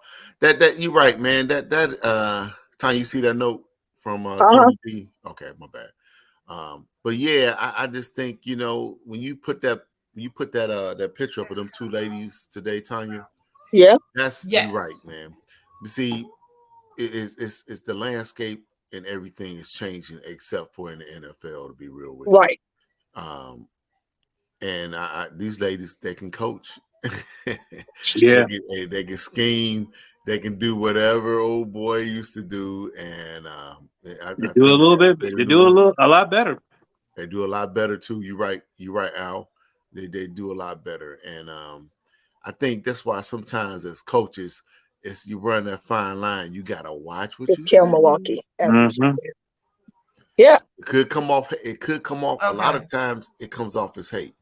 But that's all I had to say. Go ahead there, brother. Go ahead, Troy. You got the floor. Go ahead, Grinch. You got something to say?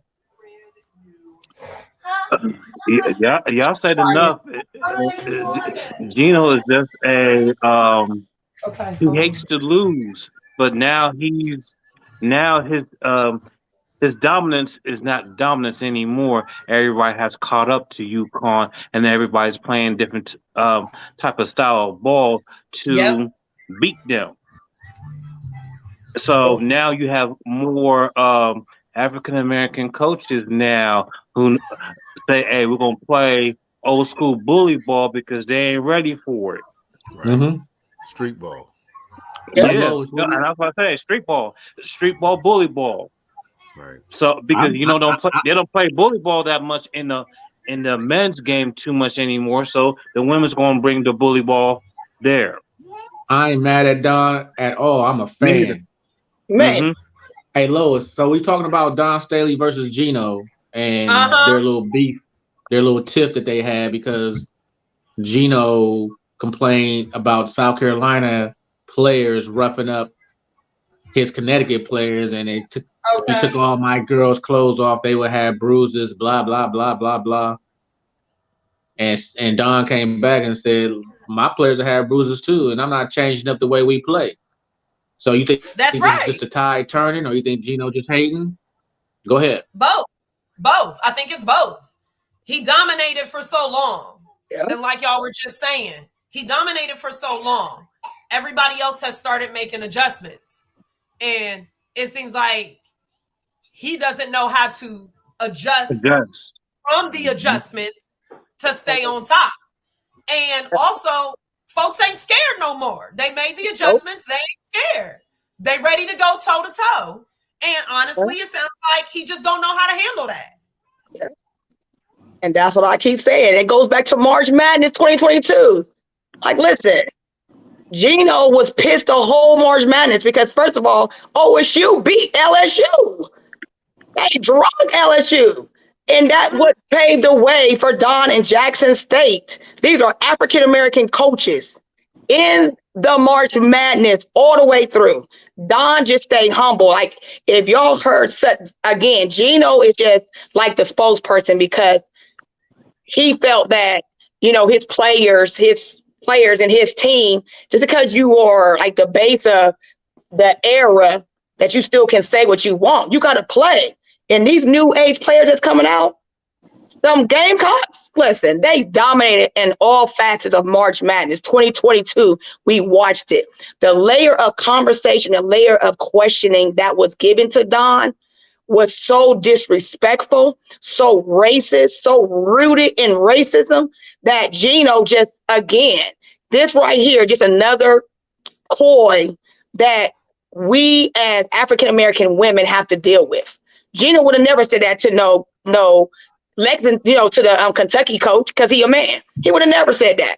So why are you continuing to talk about somebody being beaten? Like, what? Back in Gino's heyday, he used to drag them women, knock them down on the ground. You know what I'm saying? He used to just bully blast them. Don came through there in the last couple of years and has gotten better and better. So when I heard him say this, I went right back to March Madness. Went right back to Kim, how she was trying to disrespect Don when Ohio State beat them. And it's just that old school mentality, like Cyberdog said. It's that old school mentality. And it's now being etched because Dawn is speaking up. She's African American. She's the college women's basketball champion, and she's on the path to win again. Them girls is rooted. They ballers. You don't hear nothing about them in the news. They in some dominant beasts. And I knew this was going to carry over. I knew this conversation. I just didn't know it was going to come out. So to see Gino out here talking trash again, dude, you're not the face anymore. And who's the face of women's basketball right now? An African American woman that ain't pretty. She walk around in her gear. She ain't in no glitz glamour coat, because that was why one of the coaches from the college got taken off, because she was wearing her clothes. But that's what Kim do. Kim wear her boots and her tight clothes, but then she looks fashion. But with us, we get her. Don don't have no. She come with a hoodie on. She come with a hat on. And ball out. Let her players do the balling. Now in the championship game, she did rock that Louis Vuitton leather. So she got it, but she don't talk. She gonna wear her gear, but it's just that Gino, come on now, bro. You stretch it, because this come back from March. This come from March Madness when you got obliviated. This era has come to an end. Era has come to an end, and the face of not accept it. Women's college right now is a black African American, blackity black, and she don't have no problem telling you the business. That's what I love about Dawn. All right. She don't touch no quarters. None. I'm looking forward to that LSU game this Yeah. weekend because that's going to be the game this weekend. Besides the game, Because you already know what's happening right now. I got South Carolina. I got South Carolina winning that game. All day. Because what they're doing right now to bring a narrative is that Kim was supposed to have taken that job at South Carolina and she turned it down. So that's what's been going on in the news about her. You can't take away from Dawn. Come on now. So now everybody doing stories on why Kim didn't take the South Carolina job, like Dawn was not worthy of that. Stop it. Stop it. It is coming. It's right now, February 9th. Right. It's in the Lafayette. So yeah, I'll be fired up about her. I'm like, listen, they're gonna get balled out. I can't wait. So let's transition over to the men's. It's wide open, y'all. We don't know who gonna do what. I got Alabama winning it. That's just me, and I know it's February and it ain't March. Football? I got Alabama because them dudes look strong. I got Houston. No, Alabama. he's talking about men's basketball. Yeah, basketball. Oh no, they're nice. The basketball team, they're nice. The basketball team is nice this season. They're I nice. got Houston and Alabama battling out for the championship. If But they you put know them in what, the same Houston? bracket, we don't know. Ohio State, Right. no, they don't. No. Oh Lord, Purdue. can't let Ohio State Purdue. ain't gonna make it to the NIT. They're not gonna be in might the not even NIT. make it. Ohio State might not even make their coach might even make it through the rest of the year. No, they'll be sitting at home. I got Alabama, I got Houston, I got Purdue over there in the Final Four, and I'm gonna put a sleeper up there. I'm gonna put Iowa State up there. Oh, you got, out of the Big 12? That's what I said. Ooh. Iowa State is a sleeper, bro. I said sleeper. No. I ain't knocking you. I ain't knocking you. Who you got in the Final Four? Who you got in the Final Four? Dylon, and Dylon. Don't even ask me. I haven't really watched much college basketball. No. I like Alabama, but for some reason, every time we get these top teams, they get knocked out either at the Sweet 16 or the Colossal 32. I always call it the Colossal 32, just to be funny. Yeah, but you're right. I like Houston because they play old school ball in Houston, up and down the court, defense and offense. They play defense and offense. Alabama plays defense and offense. Yeah, but I would say you still can't sleep on Gonzaga because Gonzaga always they're still there. They're still there. I was about to say the Zags is still there till someone really give them a they KO. always just hanging around. And Purdue, they always hang around. Purdue, I like Purdue. They ain't gonna make it. Because they do like you said, they fall through the cracks when it counts the most. Big Ten teams can't get over the hump. They do like you said. Well, I like that Colossal 32, but they don't know how to move further in that final 8, that 16. They can't do it. That's like I don't know if they're not prepared. Kansas is still the team to beat. Kansas is still the team to beat, even though that Big 12 is everybody beating up on each other in the Big 12 for real. I think Kansas might mess around and win it again. Oh, because they always turn it on in the tournament. They always turn it on in the tournament. My team sucks right now. They Carolina just can't. I think they just they got to the finals and said, "Hey, Carolina, they just bad right now, man. They don't like to play defense. Everybody wants to shoot the ball. Say that they don't play D. They don't play D, and they don't play like they did last year. They played inside outside. They're playing the opposite this year. They're playing like they're entitled. That's why they're playing. Yeah, I know. And that's they're what I'm not saying. entitled. Right. Yeah. You got to work for what you want. They're getting what they get right now, and I just whatever. And Well, they're getting Tanya, I drugged. know you don't want to take this past 10 o'clock, and you No, said we Bob is in good. the fun in the sun. No, we Bob good is because in I the love this fun in the sun, conversation. and he ain't here for his shenanigans. I got the So I do shenanigans. got one I more. got it. Oh, you got it? I got Oh, it. you Oh, do? boy. I got it. And my You final got the four, my I was gonna two, make up one. I was and gonna then make up one. for my two, I have Creighton and Texas as my Creighton, sleepers. Texas. Texas is not a bad pick. Yeah, I No, got it's them. not. I got Houston. Yeah, I've been watching, some nowadays. Almost, the NFL is over, so I love the college level anyway. So I like Texas. I like Houston, and I always mess it up. But Creighton, I like them. They low key. They remind me of the TCU. You don't hear too much about them. Their games come on late. If you up late, but they a good team. They Old like school Big I like East. they're evolving. And Kansas got there first. Kansas gonna be up there. But I still think Carolina got it. If they can just continue to play, because we still got a lot of more basketball. Right after Super Bowl, this is when college basketball gets good. It gets good. The matchups, you start sitting around watching Saturday. So hey, Texas, if they continue to keep playing like they're playing, I can see them. So my top, I have Houston, Gonzaga. I got Kentucky. I got Kansas still up there. Yeah, Kansas. I mean, Kentucky always end up playing good. They always say they start off slow, but they I don't think always Kentucky Duke gonna make it go. to the daggone. I don't know if they gonna make it to the tournament.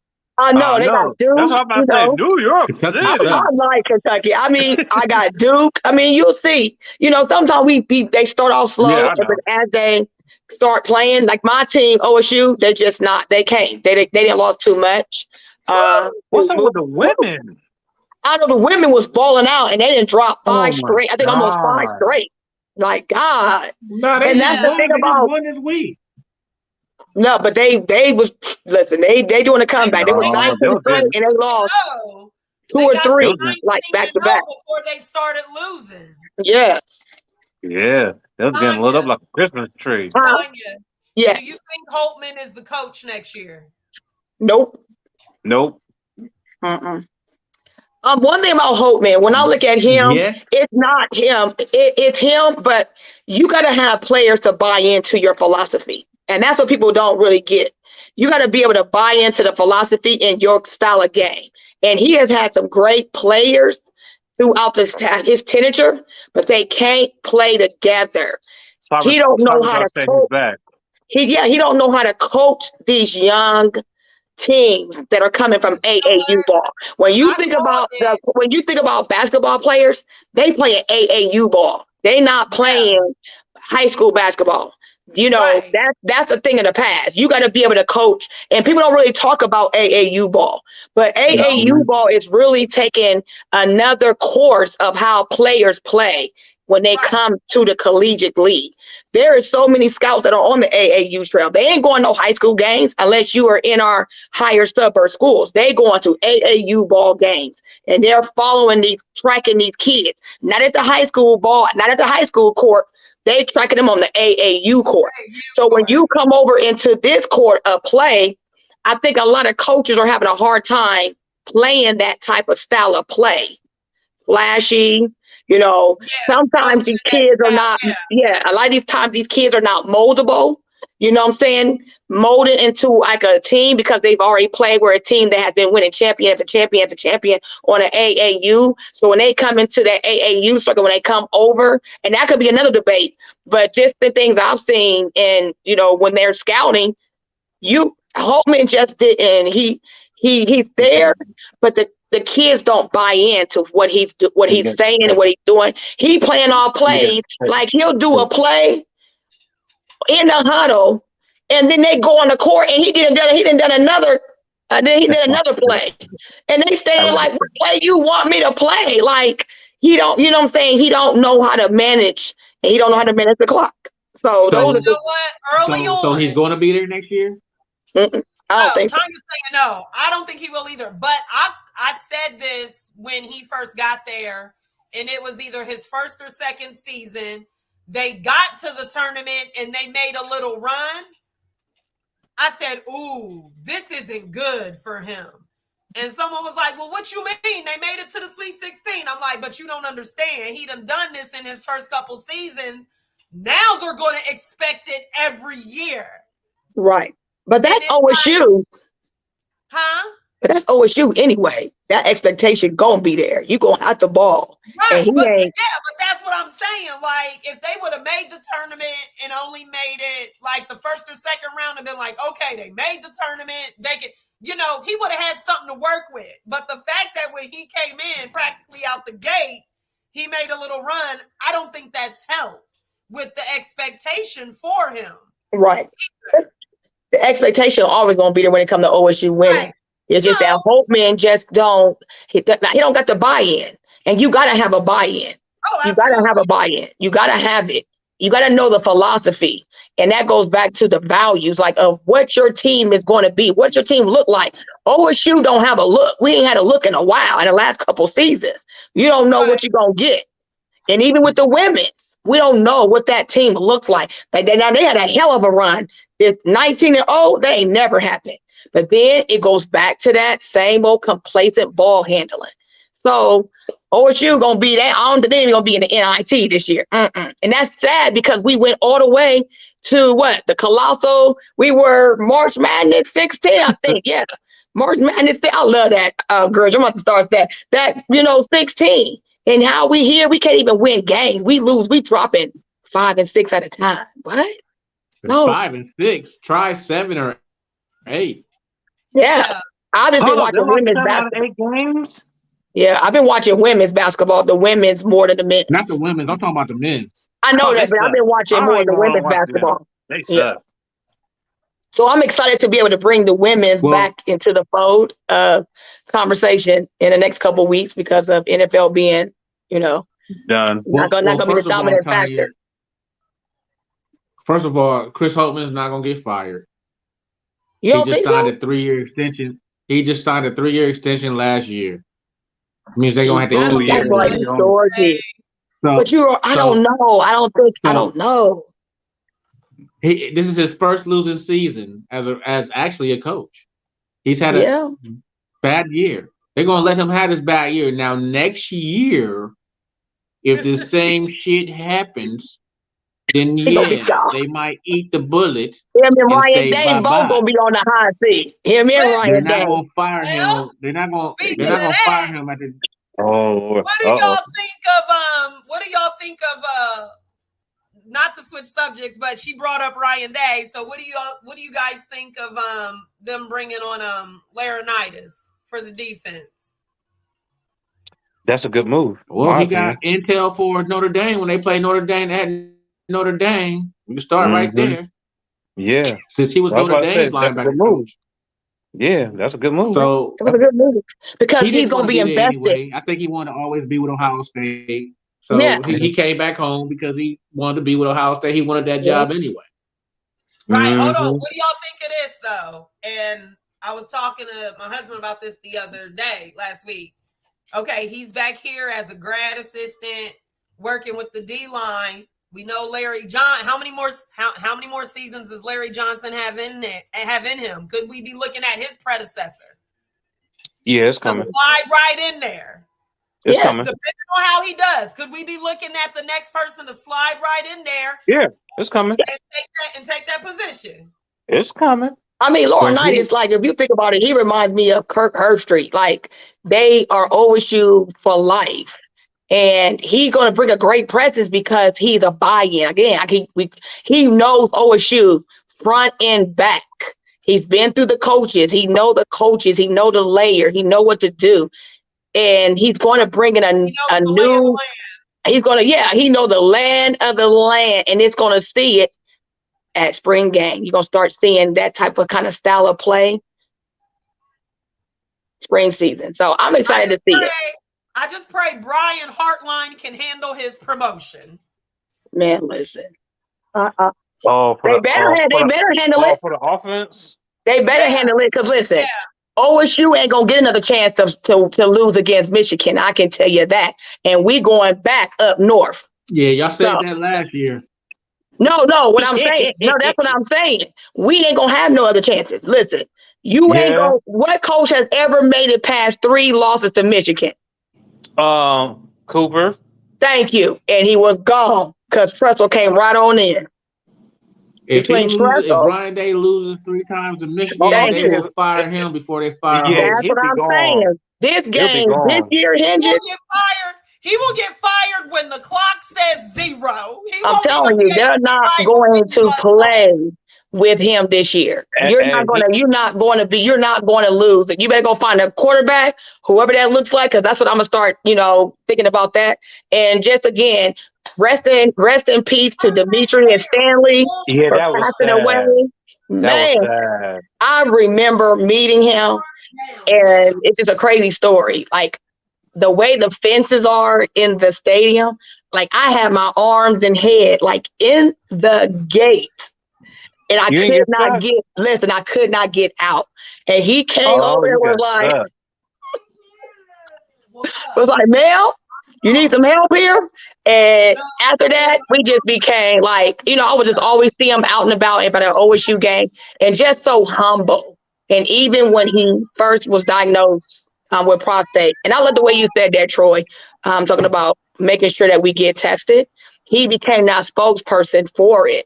And he was just a great dude off and on. He was a beast on the court, and then he was a greater person off the court. And it was just, again, I would always run into him when I first got my sports media started. I would never forget him saying, "It's not about who you talk to; it's about who you are." And ever since then, I just kept that same, that same grind. And he was like, "You can be who you want to be." He always just had like a quick word of encouragement every time you saw him, even when he was going through his cancer. And when I found out and I had saw him, you would have never known because of who he was. And it's just so unfortunate to see him gone. So put that PSA out there, Troy, because you the man. Put that PSA out there because you was telling us I would love for people to know. Fellas, go get your prostate check on a regular basis. If it's caught early, it's one of the most curable disease. It's one of the most curable cancers. And just go do it. It's easy. I've had it done. I ain't gonna tell y'all what the procedure is because it's uncomfortable. But I hear many stories that sound like you got dilated. Yeah, it take about 5 minutes. Okay. Go get your colonoscopies too. If you black man 45 years old, go get you a colonoscopy. That's funny you just said that. That's funny you said that because I had a conversation at work with my homeboy, and we both was talking about it. He said he's getting his done next week. I had mine done when I was 45. So if you're 45 years old, I mean it's lower age for black men. It's 45. Right. It's supposed to be really 50 years old and up, but for black men it's 45 and up. I'm gonna do it. When you're saying 45, is that getting checked or is that the success rate of? No, that's 45 years old going to get your first colonoscopy. Then you'll have another one when you're 50, between 50 and 55. Yeah. Okay. So I've already had one. Cyberdog, I'm sure you had one. Yep, I have. And I turn 45 next year, but I'm gonna wait till this year. I'm gonna do it this year. 45. When you're 45 years old, as a black man, you should go get it done ASAP. If it's caught early, it's curable. Okay. No doubt, bro. Real talk. That's and and the rest of it, I heard I was backstage. Lois, tell your husband go get his colonoscopy when he's turned 45 years old. Right. Well, I just put it out there too. You will see it. I don't understand why it's folding like that, but you just click on it and you will be able to. Yeah, there it is.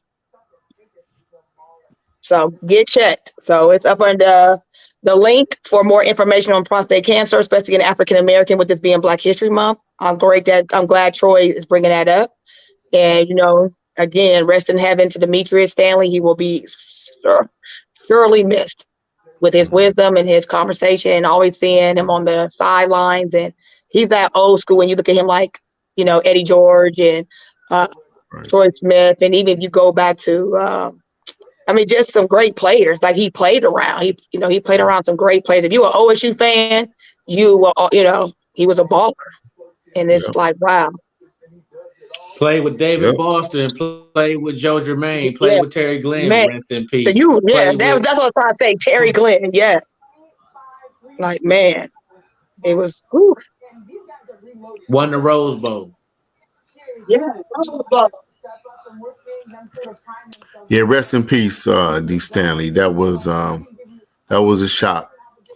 But to your point, man, I'm glad you mentioned that. I think unfortunately, I think his death won't be in vain if, to your point, if more black men would go ahead and start looking into that at an early age, man. So, but yeah, I enjoy seeing him on Channel 6. He was a hell of a color commentator, real talk. He was, and on the radio too. And I'm like, I listened to him. I was like, man, what happened to Stanley? He ain't on the radio no more. Yes, he was a heck of a commentator. Yeah, he was really good at that. And his tooth was off. Got diagnosed at 19. He was gone at 23. He was clean. That dude was clean. He was clean every time you see him. He was. That dude was clean. Yeah. Yes, sir. Yeah, he was known for the suits. Represented himself well. He was known for the suits. Yeah, he was. All right, y'all, let's check this out. We're going to do a Super Bowl prediction. What's your Super Bowl final scores? Go ahead, Cyberdog. My Super Bowl final score, I think this is going back to the 80s. I got, this is going to be crazy, but I'm going to go ahead and I'm taking Kansas City in a tight one, 28-21. 28-20? 21. So they cover? What's the spread is only 1.5. And it's I would say they're gonna cover. Who you got, Grant? What's your score? Eagles upset. Eagles 28. Kansas City 24. Lois, who you got? What's your score? Eagles 35, Kansas City 28. Go ahead, Tanya. I am Chiefs by 2 TDs. So I got them winning 35. It's like 21. I think is what I had. 21. It's gonna be about 14. They're gonna cover the spread. It's gonna be one of the highest. I think it's gonna be one of the highest scoring games that's happened in a while. But I think the Chiefs. Because again, we got Andy Reid. I'm excited to see. And if they don't play in the first quarter, if the Eagles don't come out and play right in the first quarter, they're gonna get blew out because they're gonna take advantage of them. I think that's a hell of a point. Yeah, the point spread is 1.5. The total is 51. My brain says Eagles. My eye says Kansas City. So I'm picking Kansas City 27-24. Cover the spread and cover the total. And Dylan. Yeah. Can't go. I'm not going to bet against Patrick Mahomes right now. No, like listen, I don't care what they keep talking about, and it makes for good headlines. But let me tell you something. Andy Reid, this is where he come alive. That little old man gonna be on the sideline, and I'm telling you, he gonna tell them to rush the QB. He might be big, but he gonna tell them to rush that QB because once you because Jalen Hurts is he is the factor of the ego. And what happened when he went down? The Eagles fell apart. They still played good in some spurts, but if they can rattle Jalen Hurts, it's lights out. And that's why I said first quarter and third quarter. Good backup quarterback. And they do. The Eagles got a really good backup quarterback. His name is Gardner Minshew.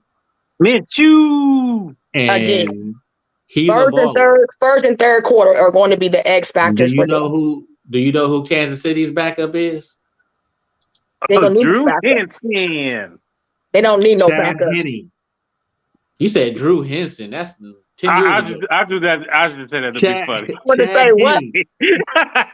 They don't need no backup. Because I'm going to tell you right now, Patrick Mahomes ain't coming out of no game. Ain't coming out of no game at all. We'll see. I'd rather have Gardner than Chad Henne. All I know. Okay, Tony, you said you got some shenanigans. Go ahead. Yeah, I got some shenanigans. So, Kelz is not here. He is down there in Phoenix, Arizona, getting ready for the Phoenix golfing tournament. The Phoenix Open. It's called the Phoenix Opening. Phoenix Open. Sorry about that, y'all. The Phoenix Open International. So, he wanted to do some quick stats on it. That's why he want to answer his phone. Oh, okay. Yeah, he's doing the Phoenix Open. So it started yesterday, and it goes into actually Super Bowl Sunday. And then you already know Super Bowl is on Sunday. So we're getting it in. Tanya, before you do the shenanigans, hold. This is your opportunity to ask Troy and Cyberdog if they want to do something. Oh. Yeah. For the game? No. Think about it. I showed up on Sunday. Oh, yeah. Yeah. Tanya, where was both me and Grinch on Sunday with you?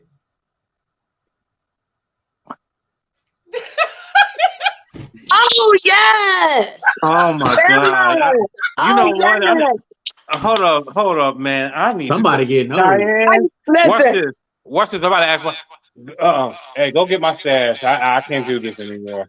Listen, I better stop playing. Do y'all understand what's going on in mom life in a day of TKs? So, Troy and Cyberdog, we would like to know if you would be a dad for our anti-bullying fashion show coming up in October and be a model. So think about it and let us know. So the Grinch, you said Troy said sure.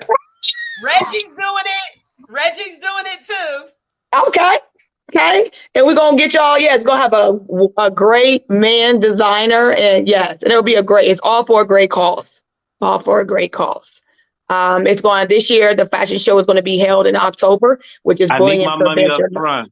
I need my money up front, which is the loaded EBT card. I need it up front. I'm glad you said that. Thank you to everyone who came out in our casting calls. It has been a great turnout. And I just want to say kudos to our families, for our moms and our dads and our young men who have came out and want to be a model. So it's just been a great casting call. So one of our best that we've had in a while, in some years. And I'm just excited for this show. So our theme is Be a Champion. And again, it's bringing awareness and culture to bullying that is happening in U.S. You see all over our state as well as all over the nation. Bullying, a lot of people are even dying. Even men are dying by they're committing suicide. And so it is a great way to share awareness and advocacy for bullying because it comes in different stages. So I am very excited for this show and just, again, to see the dads. Because last year we had our mom. So Lois Lang was one of our mom models last year for Cato's.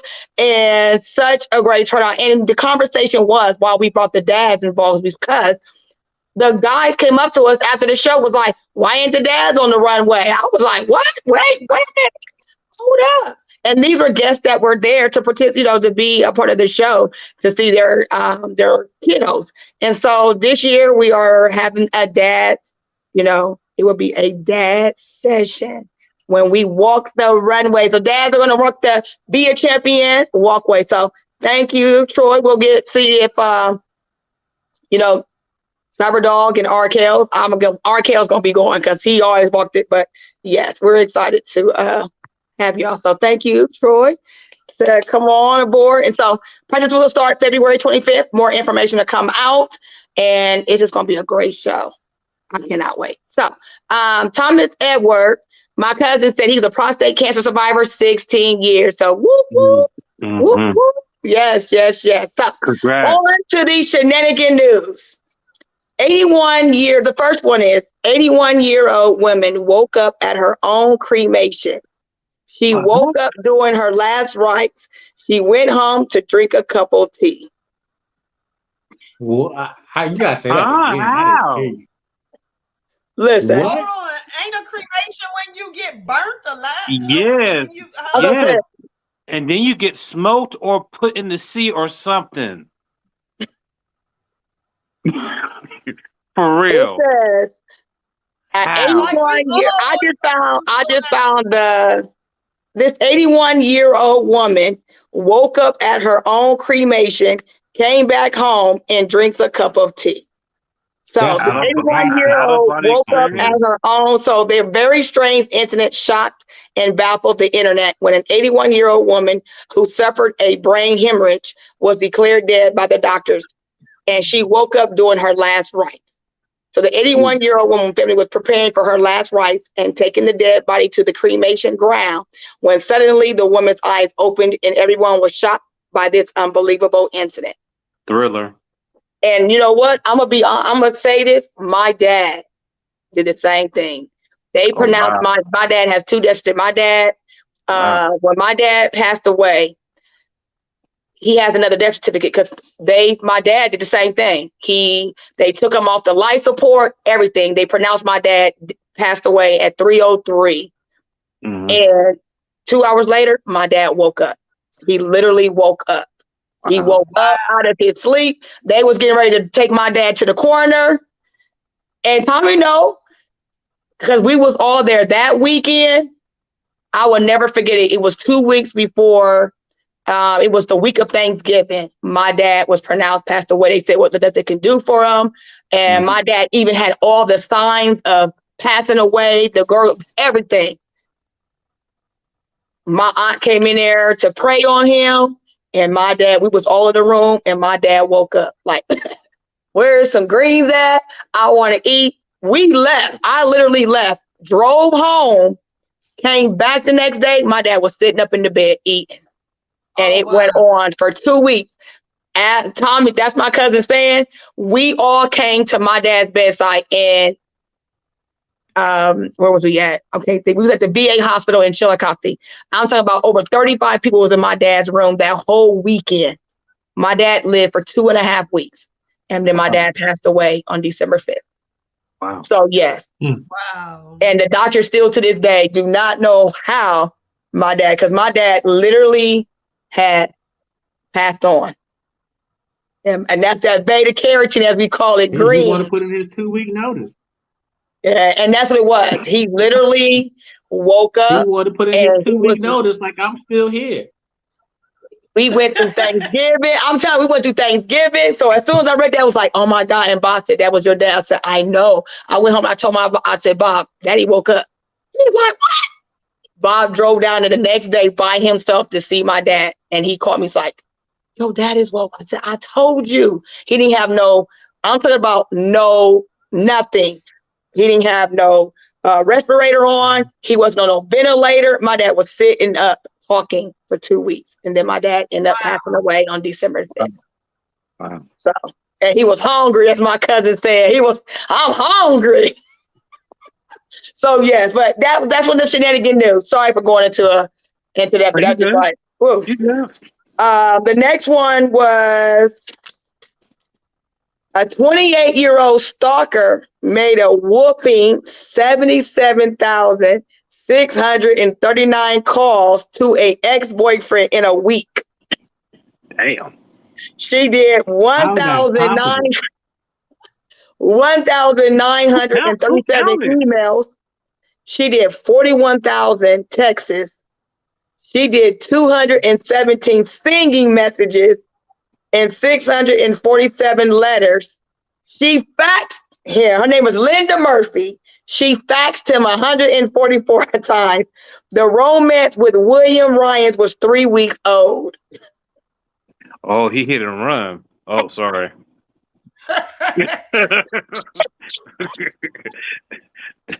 And 3 weeks later. Listen, Linda took massive amounts of energy drinks and amphetamines, going without sleep for a whole week. A judge requested her to have a psychological assessment to evaluate if she could stand trial. Could y'all do that? What would y'all do if y'all received 77,000 calls in a week? I will call Jehovah. No, I got one. I solved that problem real quick. I'll just find me a Jehovah's Witness and say, hey, that person right there is bothering me. Can you imagine 1,900 emails? That's too much. That means she gonna plug up your email box. Then she said, you must ain't got no job. I was about to say she got too much time on her hands. She did 41,000 texts. 41,000 texts. 41,000. And she was singing to him. She sung to him, but I know. she was singing. Forgot. She sent 647 letters to his house. Hold on. What was the song? I don't know the song. All I know is that she had 217 singing messages. I know what it was. I want to thank you, Heavenly Father. Can you imagine 647 pieces of mail coming to your house? That's a lot. Who licking them type of stamps? She is. She thought it was something else. I just say something else. I didn't say the word. Here you go. The next one. Samantha Warren runs husband over 39 times with her SUV after she finds him in bed with her grandmother. Whoa. Grandma got that fire. Mrs. Warren had to be restrained while her grandmother came out in her underwear. Warren yelled her to go to hell at her husband. Eric Leonard is in serious but stable condition at the VCU hospital. Yeah, it was stable, all right. I'm surprised he's still living. You got ran over 39 times. I know. Woo, Lord. Hey, grandma visited him in the hospital too. That means that you backed it up. Ran over, backed it up. Ran over. Then why did he just ain't get up? And grandma out here in her underwear coming out the room in her drawers. No, it wasn't no underwear. It was a depend. She had no bloomers on. I cannot tell you. Remember I said there was a meme out here where they said people back in the day used to be in no moo-moos. He said your grandma was getting all the play in that moo-moo. That's what she had. She had a moo-moo on. And some slippery house shoes. Hold up. Them grandmama had a walker or she had a hoverboard? Which one was I don't know. I'm about to go find this one, but all I can say is that she had that good green. That's she what I had said. that good food. That's what it was. No, it Somebody wasn't cooking. As you know, grandma, she probably was giving him some good macaroni and cheese, some chicory, and a good home with a good glass of lemonade. And a good dessert. And got to end with a good dessert. Lemon meringue pie. No, it wasn't lemon meringue. It was sweet potato. Sweet potato. Can go wrong with a sweet potato. Yeah, because that sounds like somebody running somebody over 39 times. Dang it, 39 times? That's 39. Okay, go to the next shenanigans. That's all he had. Those were the top three. But I'm going to go find this one. It says, that was a hell of a one to end too, boy. Wow, 39 times.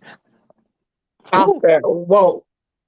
39 times. 39 times. And it is, 39. That was the shenanigan news from the RKL corner. All right. Man. All right. We ready, y'all? Are we ready for NFL? Are you ready for Super Bowl 57? Yo, I'm ready for Rihanna. Yep. Are you ready for Rihanna? Yep. Rich? Yep, ready for Rihanna. Under my umbrella. A.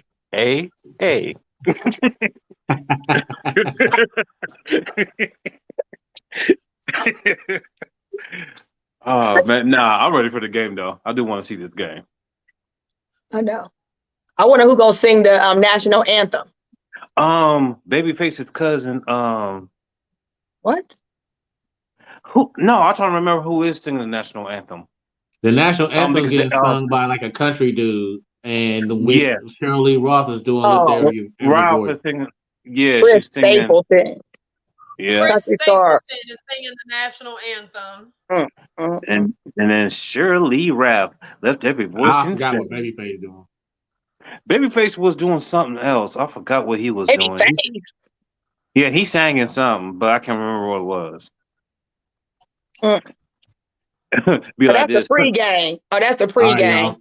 Babyface will sing "America the Beautiful," and Sherry Lee Ralph will sing "Lift Every Voice" as the pre. Okay. Yeah. And then Chris Stapleton will sing the actual national anthem. Okay. Well, that's what's up. Babyface coming back on a, but it will never be. But Whitney Houston will always reign supreme in the national, in the Super Bowl. National anthem will always be Whitney Houston. I still play that to this day. Well, you know they wanted her to lip sync. Like I saw an interview your brother with her where they actually wanted Whitney Houston to lip sync the national anthem, and she told them no. I don't know how to lip sync, and I'm not gonna lip sync. Right. Everybody trying to be no Milli Vanilli. That was the only people that sang. That was all I said. Your brother said, "Where y'all get these from?" Asshole. When Bob sent me this list, I was like, "Oh, what? Oh my God, this is crazy." We got him from R. Kelly Shenanigans. R. Kelly Shenanigans, and he will not let me know where he get his shenanigans. It's like top secret when he goes and get his shenanigans. I don't know where he get these damn Because shenanigans. I be trying my best, like whatever he's on. Because once I Google, I can see it. But every week he come with some crazy stuff. So, Bookie Troy, give us a last word from the betting squad. Give us a last word. What they should be out here betting on, because you know it's going nuts out here. Spread is 1.5. The total is 51. I would bet on the total, and whoever you want. I mean, basically, it's a pick'em game. Okay. I'm picking Kansas City, and on the money line, you'll win more money if Kansas City wins. So if you can put money on the money line for Kansas City, you'll win more money. All right. You can parlay those all into one bet if you want and win even more money, but you know how parlays go. You might win, you might lose. That's for any bet. So when you parlay, you say is when you put them all together. Yep. Okay.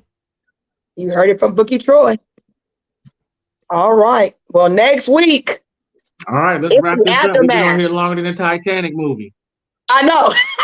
And it's out. 25th anniversary of the Titanic is out at the movie. No shit. That's why I said that.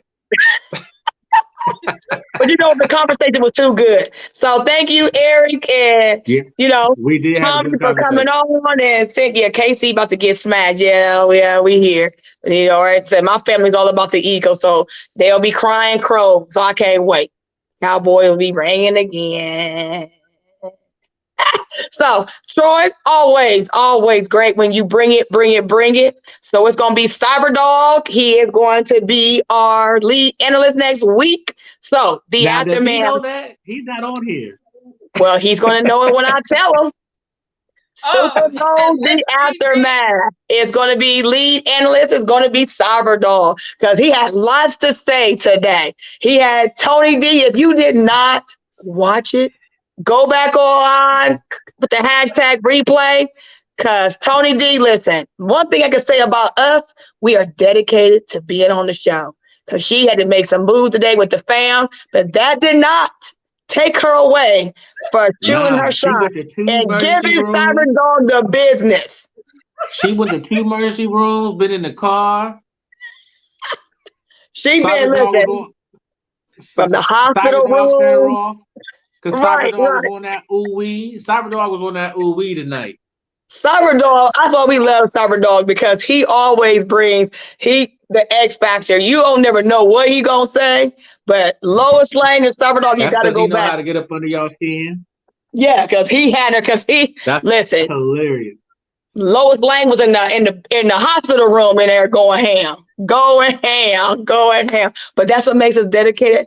That's what makes us who we are. Sportskelz Wine and Brew, talking sports from a fan's perspective. We're not right, we're not wrong. We just love to debate, talk some shiggity, and it goes in. So I'm glad that we got to get it in. Super Bowl aftermath next week. It's 10:30. Hey, we always run over. That's why I love being what we do, because we can talk as long as we want. As long as we want. And I can tell you what's going to happen next week, because Kells is going to be back. Oh, boy. The Grinch, Ocon, God. Because you already know Kells got something to talk about LeBron. That's why listen, he was already trying to call me. I just said, just get on into that talk. So he going to have lots to say about this conversation about LeBron being the GOAT and smashing Kareem's record. Because you know he an MJ. GOAT, but I'm not going to hate on him. He's not the GOAT. But We're so Kells going to have a little bit, you know. Kells already said, I got lots to say next week. So come on back, 7 o'clock. Watch the replay. Troy, what you need to tell these men to do? Go get what? Go get their prostate checked. Go get your prostate My brother checked. just texted me and says it's not just getting the one procedure, but you can get blood tested now. Oh, When I got mine checked, I got violated.